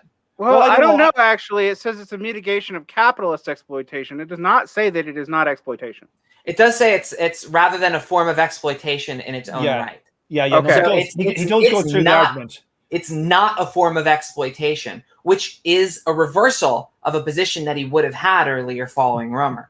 But this is progress for right.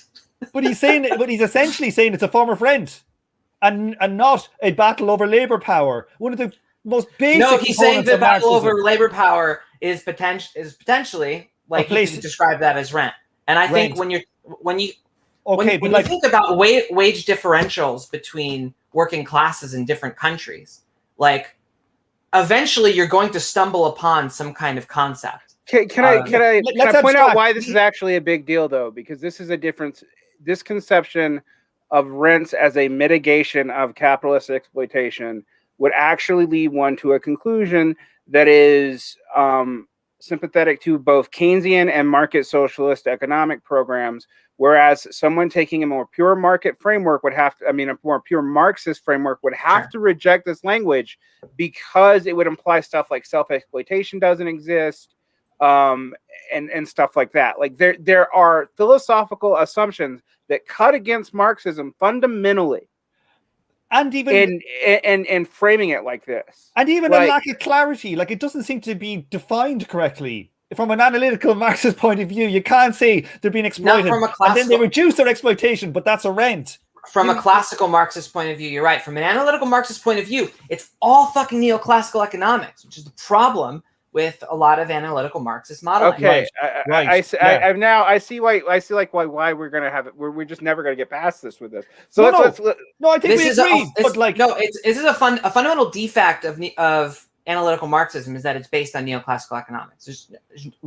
I'll never give you a different read than that. Yes, and the Georgists are in the. You got the Georgists in the chat. Are in the chat. No, thank God.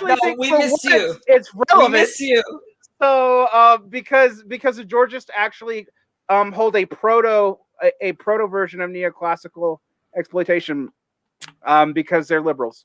So wait, Georgists in the chat, is the solidarity wage being described here as a rent, or can working class national differentials be considered or I don't know? I think it's perfectly clear that you could think of these as a rent when you deal with, like, guild unions or, like, professionals or something, and it's not as morally aberrant to think of it that way, even if it is neoclassical thinking. Well, I think like, you know, Keynes is the father or is the son of George, really. You know, it's about killing the rentier. So, like, you're gonna look at you look at George and you look at Keynes, and, like, it's a kind of it's a nicer version to be living under of capitalism, but it's still fucking capitalism. Let's get it straight. But welcome back to the chat, D. Bruce. Okay. He's always in there. Bruce says the economic rent of land is the locus of exploitation. There it is. Yeah, there you go. There it is. Yeah. Okay. So he agrees with Sorensen, as I suspected. Yeah, and thank you for coming to draw some battle lines, man, because we're over here doing, like, you know, neoclassical Marxist purge infighting, while the Georgists are out here being like, yeah, fucking rent is exploitation. Like, the analytical Marxists are going to be purged by time soon enough. So let's. You can't be purged by something that doesn't exist. Meow, meow, meow. See, you can't have analytical Marxists can't have a black hole because you need space-time to warp. I can't see space-time. You know, Ezra, like we really should, like at that point when you said that point, we should stop the reading group and discontinue it from now on. Like we've lost. Na. I tricked you into reading someone who doesn't share all of our assumptions. Oh God! Right. Just like, wait till we get to the politics. We got to number 2. Let's get through some more of these. Let's get through this. Let's like try to get through this section. I thought this chapter. I said we'll do this easy. We'll get. There's only 14, 15 slides. No. Like honestly, Tom, if it had been Derek and yourself and me, we would have gone through this fast. But we would just be like, "This is shit." Moving on. We've introduced a dialectic into this process. Whatever. Hey, look, it took you like what 3? It took you that whole calculus course to get through chapter 3. So now you want to hear it. Like I wasn't there, and you all agreed. Yeah, this guy's basically fucking. We disagreed on von other Neumann things, here. actually. What did I didn't catch those? What did you disagree on? We disagreed on other kinds of inequality existing under. Anyway, Yeah. All right, cut this part out. I just want to. On the live stream, go to YouTube. Wait, listen to the fucking live stream, right? Yeah, let's finish the slide. I'll listen to it when it's edited, man. Jeez.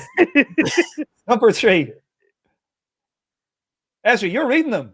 Yeah. Hold on. Number 3. The existence of a high minimum wage increases exploitation in a society and renders workers at or near the minimum wage an exploiting class. Again, this follows from neoclassical welfare economics. Yeah, which argues that perfect competition produces the best outcome for everyone possible. There's no way that you could possibly optimize beyond that, and therefore, any minimum wage setting is going to reduce the total utility enjoyed by society as a whole. And neoclassicals are all about producing the best of all possible worlds. We're dealing with a body of theory which calls the minimum wage exploitative.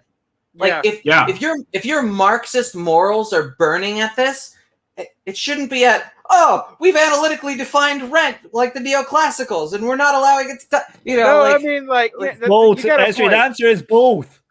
I don't know. Like although rights being more dialectical than you. Rights allowing the definition of rents to emerge from a dialectic. Like one thing we can't accuse EO Wright of is being more dialectical than me. Like, come on, the fuck. In this case, you're asking for a direct stipulation of rent in a different way instead of just dealing with an interlocutor. That's very classically the difference. You're talking about a correct fucking definition, like of a force or. Tom, the correct definition and the dialectical definition are not necessarily the same. When you start, as we already said, I don't want to hear. We already said, Tom, if you are starting from neoclassical assumptions and you're doing an imminent critique, you could be led to wrong conclusions. All right, so let's actually. I do want to point out, though, this is interesting. I also find this a laughable assertion. But I find it interesting that there's a lot of Marxist critique of minimum wage because it's for a lot of different reasons. And when I have stated it before, when I've stated Marxist critiques of minimum wage, full employment would be better than a minimum wage for a variety of reasons, blah, blah, blah, more elastic, and people actually read me as making this point. I have been told by both right-wingers and left-wingers that I was actually arguing that minimum wage was exploitative when I was actually kind of pointing out that it is inefficient and it's inelastic and which people might have interpreted as being a rent argument, which people might have interpreted as being an exploitation argument. Right, which it, under neoclassical assumptions would be a valid reading. I'm not a neoclassicalist, and I don't have those because the irony of this is, you'll notice the most likely person to impose rents according to Sorensen's framework is at the bottom of the framework, almost over and over and over again, as if the bottom of the framework has the ability to set monopoly power, which is absurd.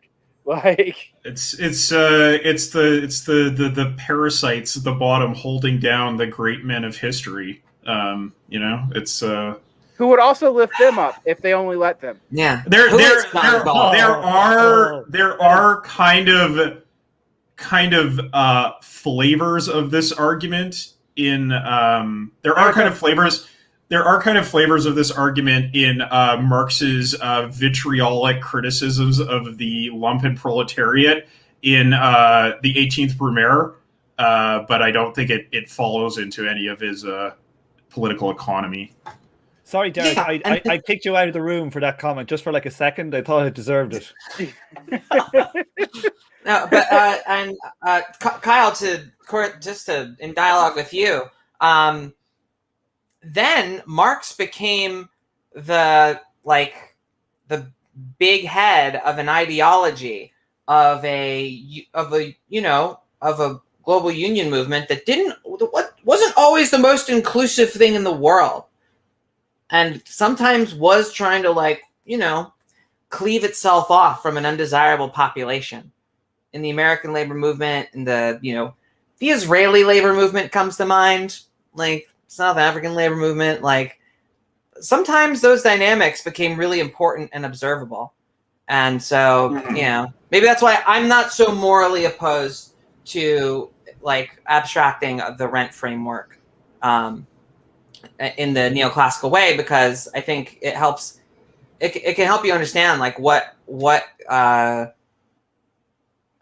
how trade union consciousness can become this reformist kind of hoarder strategy. But the one thing I will say that all those strategies share that some of these strategies don't, even in the argument made by Wright refuting them, is monopoly power granted by the state, which the trade unions have won.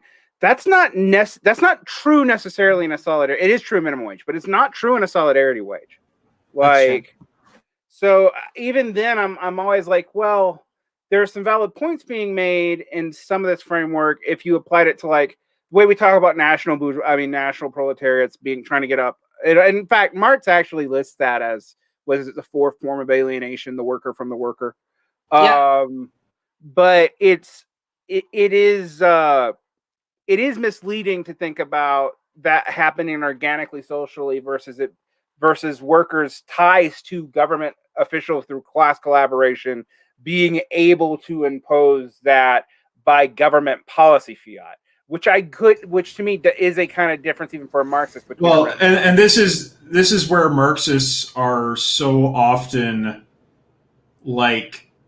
misunderstood as right wingers, because the critique is so far outside of the coordinates of normal political debate, which is within the confines of the action of the state, that the arguments end up looking like right-wing arguments at first glance, because they don't agree with what Keynesians say at any level. Yeah. It's a horseshoe theory. Theory's the same. Ethical injunctions are different. Theory's not really the same, but has more in common than, the center, which is, by the way, fracturing. So, right. Well, I mean, it cannot hold. I have been accused by Keynesians and even other Marxists of being a right winger for making classical Marxist arguments.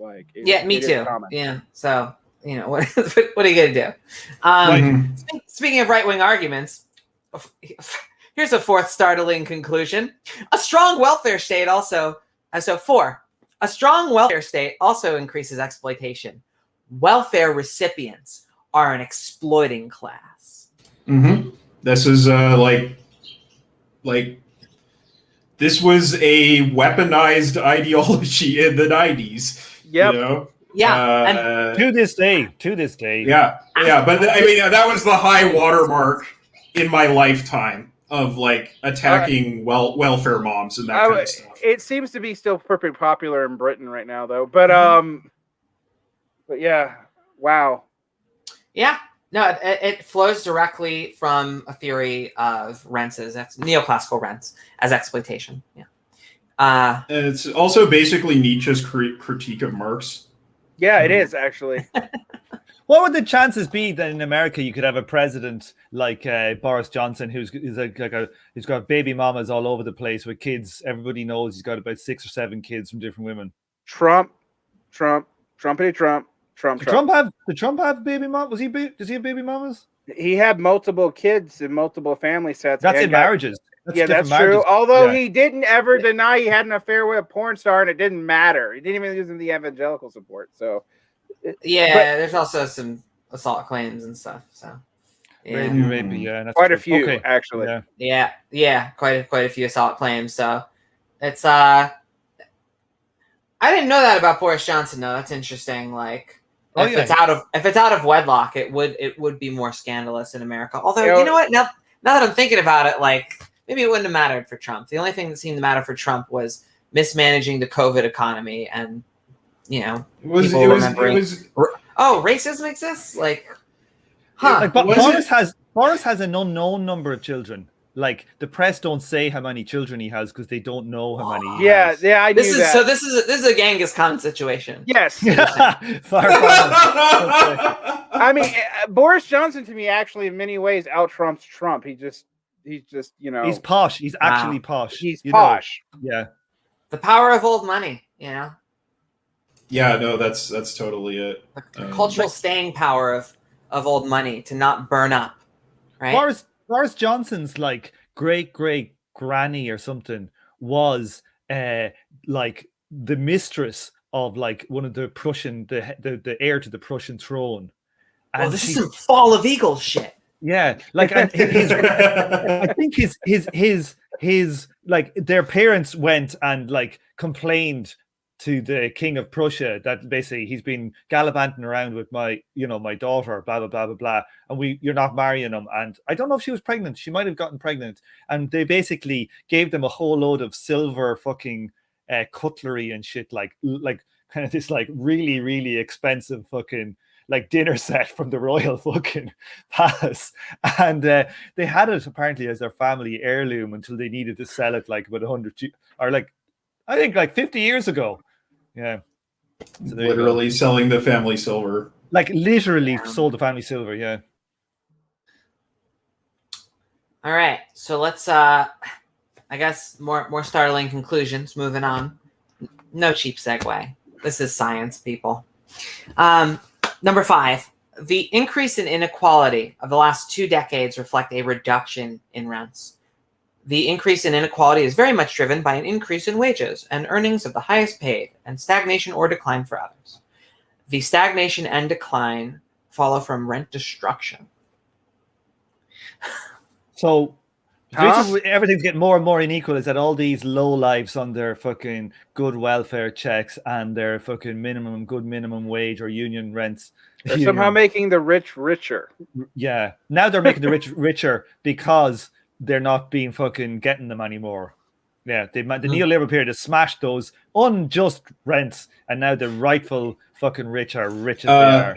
Yeah, smashed those neoclassical rents and allowed classical rents to fucking really skyrocket. Yeah. This is also a confusion that's perpetuated by the tendency of capitalists to take a considerable amount of their income as wages. So that was a kind of political strategy that was pursued, and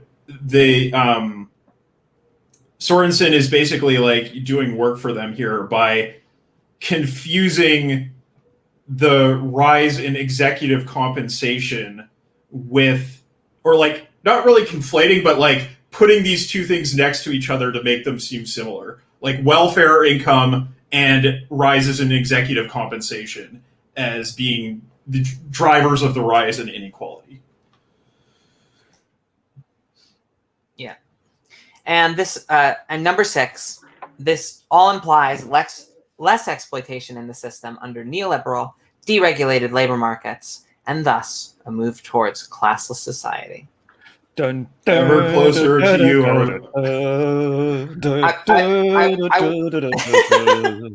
I will put an asterisk on this, and Sorensen does basically just say, yeah, maybe eliminating rents is actually really bad and immoral. Maybe we need rents and exploitation. Yeah, which here we I go. think, Let's read these. Yeah. Finish these three here. Yes. So reducing exploitation in capitalist societies may in fact be a bad thing. Nothing guarantees that efficient labor markets create good lives. Rents are required in modern society to provide decent standards of living for the poorest part of the population. These rents are provided from the state in the form of income support and other welfare goods.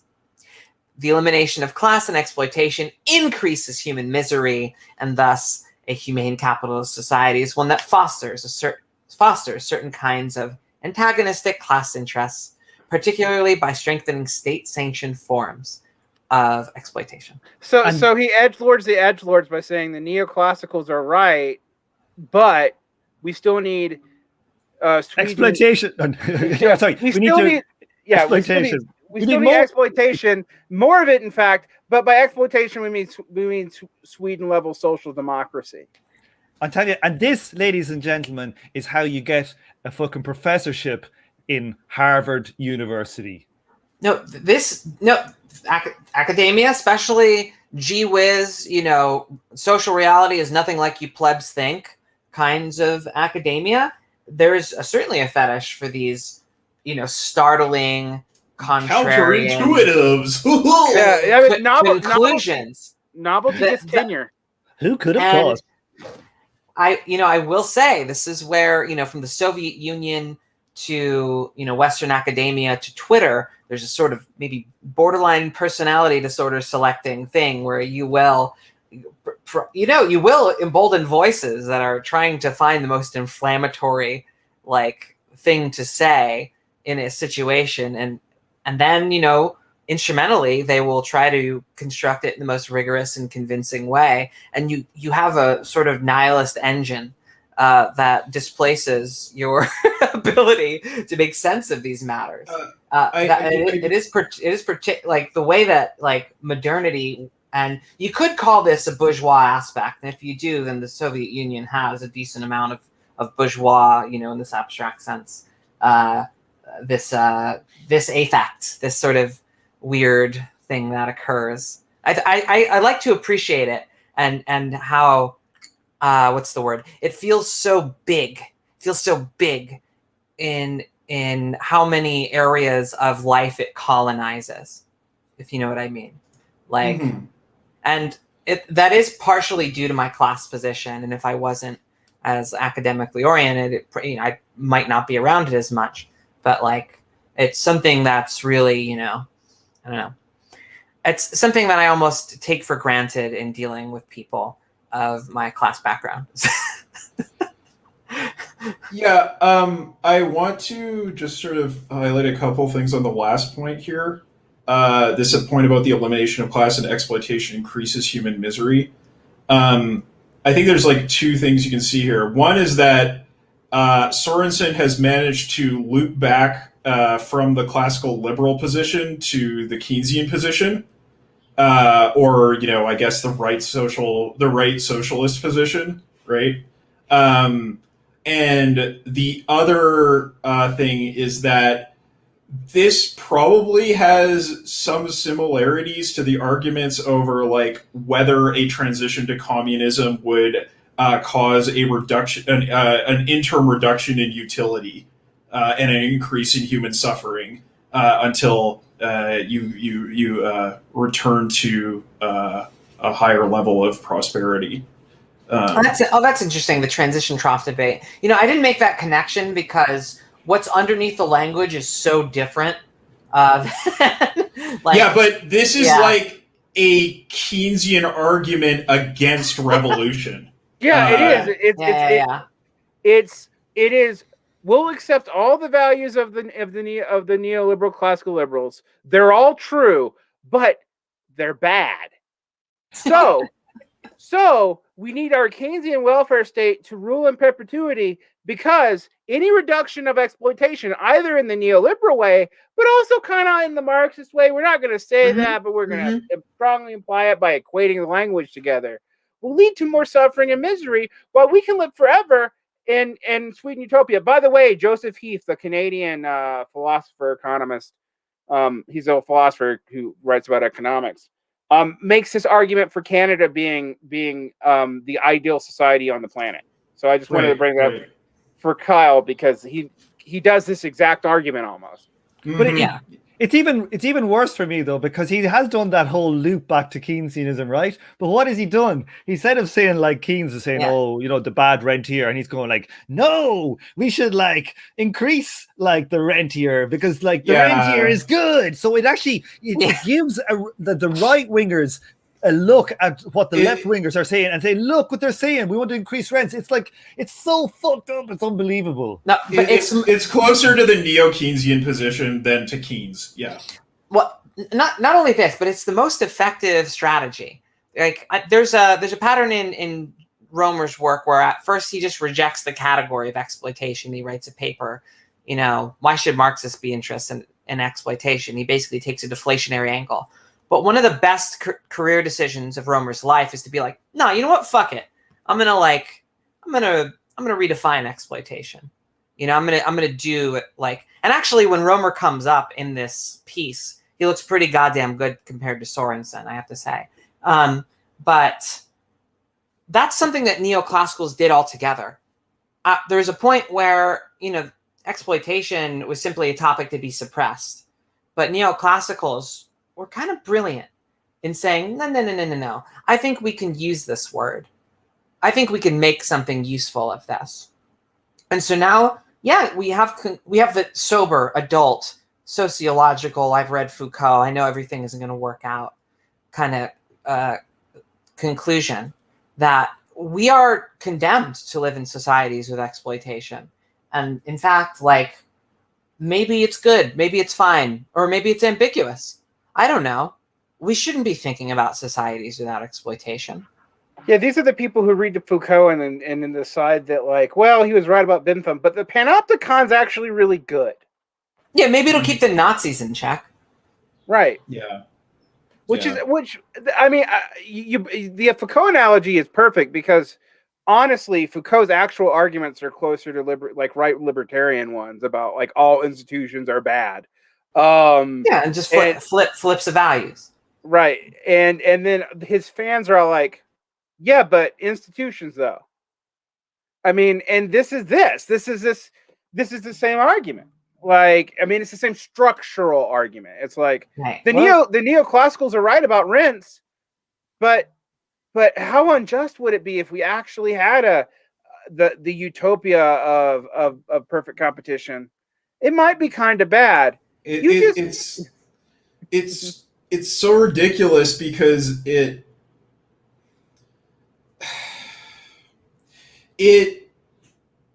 doesn't even really acknowledge the neoclassical point of, like, it doesn't really even agree with neoclassical welfare economics is what I guess I'm saying. Is like, it accepts the premises of perfect competition, but then disagrees with the welfare economics that follow from them. It's in some ways a very novel position. Can you expand on the welfare economics there a bit? Well, because if you agree with perfect competition, you say it's a possible thing, right? Like that it has some descriptive value, it has normative value, because in perfect competition, there's no classes, there's no exploitation, and it's literally impossible to increase the utility of the society in aggregate. There's no thing you could do that would possibly increase it. And anything you would do to change that would decrease the utility. And he's saying, no, actually, getting to perfect equilibrium, to perfect competition would be so damaging that it's morally abhorrent. and kind of rejecting the idea of any kind of transition to that position. So he's saying we have to accept the suboptimal world. Yes. Because it's 100% that Gosplan forever.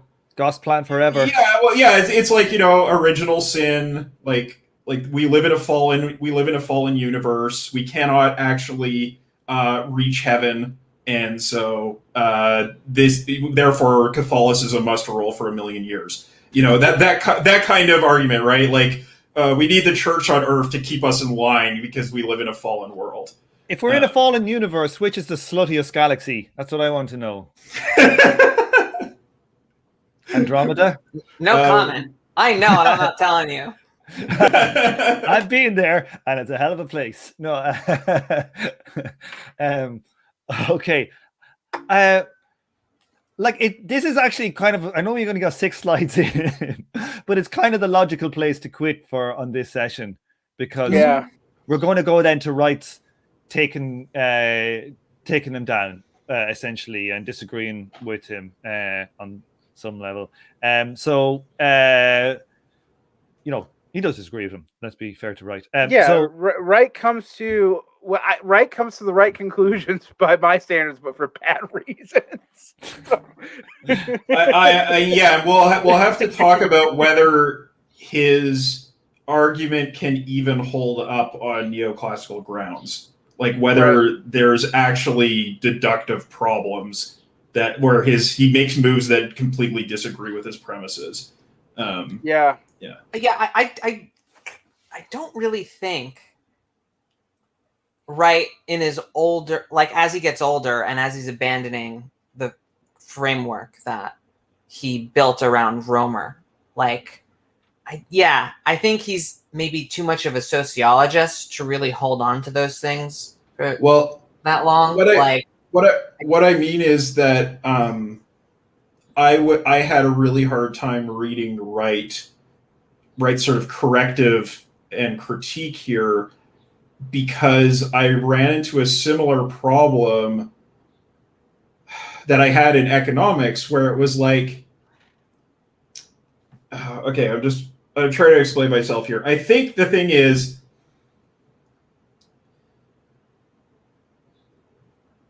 Wright is establishing this background by talking about Sorensen, and then he's going on to make a counter argument. And at the points where it seemed to me like his argument was deviating from his premises, I got into that kind of weird gaslighty place where it's like, but do these arguments have any kind of logical basis to them? Like, I don't know. There's just so much in social sciences where, like, for example, Piketty accepts neoclassical premises and then provides an argument that does not match them. Right. And then because his argument is appealing to some people, they will accept the argument even though it's premised on incompatible premises.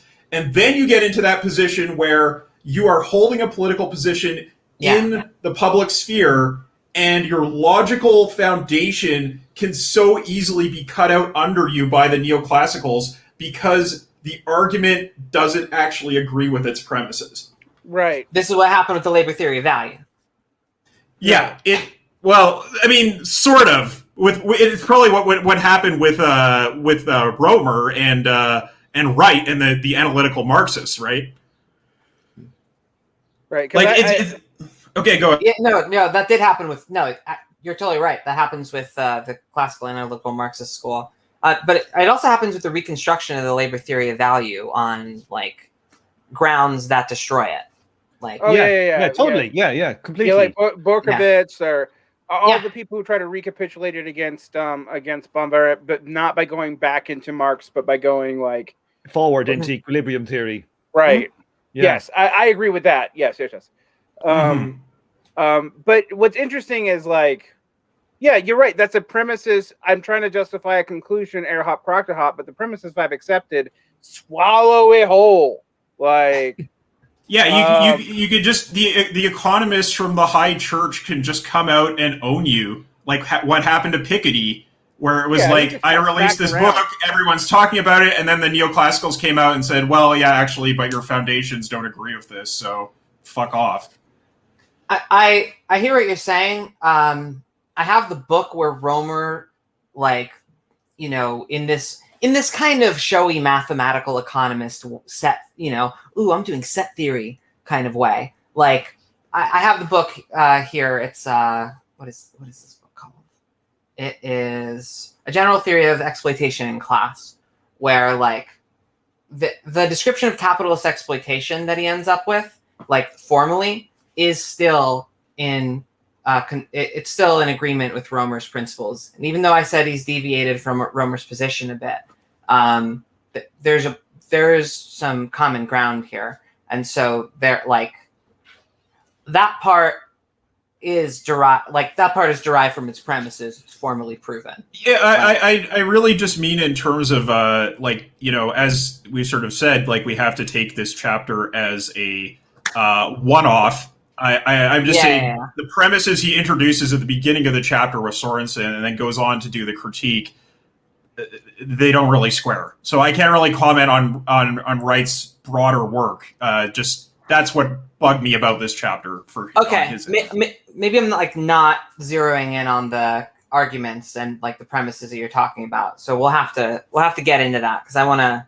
We should flesh out like what's not adding up there, because I do think that he's skeptical of the imaginary world being constructed in order to argue any of this. But I mean, just from the way that he's talking, like I'm only loosely paraphrasing this, like, in this imaginary situation, like I'm not actually sure where he ends up towards the end of his life. I know where he was at in the middle of his life, and it was probably, you know, not being very critical of a lot of this stuff. So I'm open to you just being like right about this, and, you know, me not like adding up some of the parts that, you know, aren't formally proven in a book over here. Like I don't know. Like we gotta get into it. And that's for next time. Into it. Yeah, that's for next time. And I might be wrong, because, like, again, I was reading this with a lot of emotional reaction. Join the club. Join the club.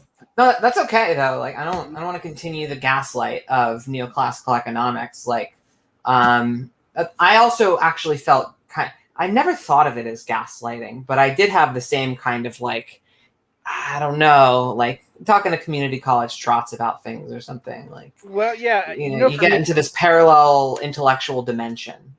For me, it was the way they defined rationality was so fucking circular that there was no way to ever disprove. There was no way for something to be not rational. And I was like, well, from a philosophical suspicion, then rational, it has no distinction. Like, it doesn't mean anything. Like, if by rational, if my preference is rational because it's my preference, and my preference is expressed because I do it no matter what, then it's rational, baby. It's rational. But that there's no way that anything that ever happens could be irrational by definition. So yeah, it's like a worse version of the rational is real. Yeah. Yeah, there is that school, but a lot of the neoclassical assumption conditions are actually so, like, for some of the classical, like, some of the, like, some of the first, like, forms of neoclassical, like, rationality are so, like, restrictive that, like, most people don't meet it and are doing the economically irrational thing. So that wave of people that are like, everything's rational are like, yeah, they're responding to the hyper. Mm-hmm. Yeah, it's a very broken debate. It is because of the false premises. You can't, and the ideological premises. Like, it's just, like, I don't know how else to say this. I don't mean ideology in the Althusserian way or in the liberal way where everybody has an ideology. No. I mean, like, a pernicious, post hoc, therefore, post hoc proctor hoc, like, post hoc ergo proctor hoc fuck, way of thinking, like, back thinking from below, making your conclusion, doing your assumption, and then backfilling, the stuff of critical theory. Like, that's why this stuff is so hard to parse. That's why it's gaslighty. It's studying class is the final boss of thought. Yeah. Well, what about consciousness? Okay, let's right. Let's wrap it up for this evening, and we'll go offline. It's been 2.5 hours nearly already. We'll reconvene. Me and my naivete. I'm not usually naive about what we're going to get done, but I definitely was naive today. But let's say goodbye to everybody in the chat. We've had our resident.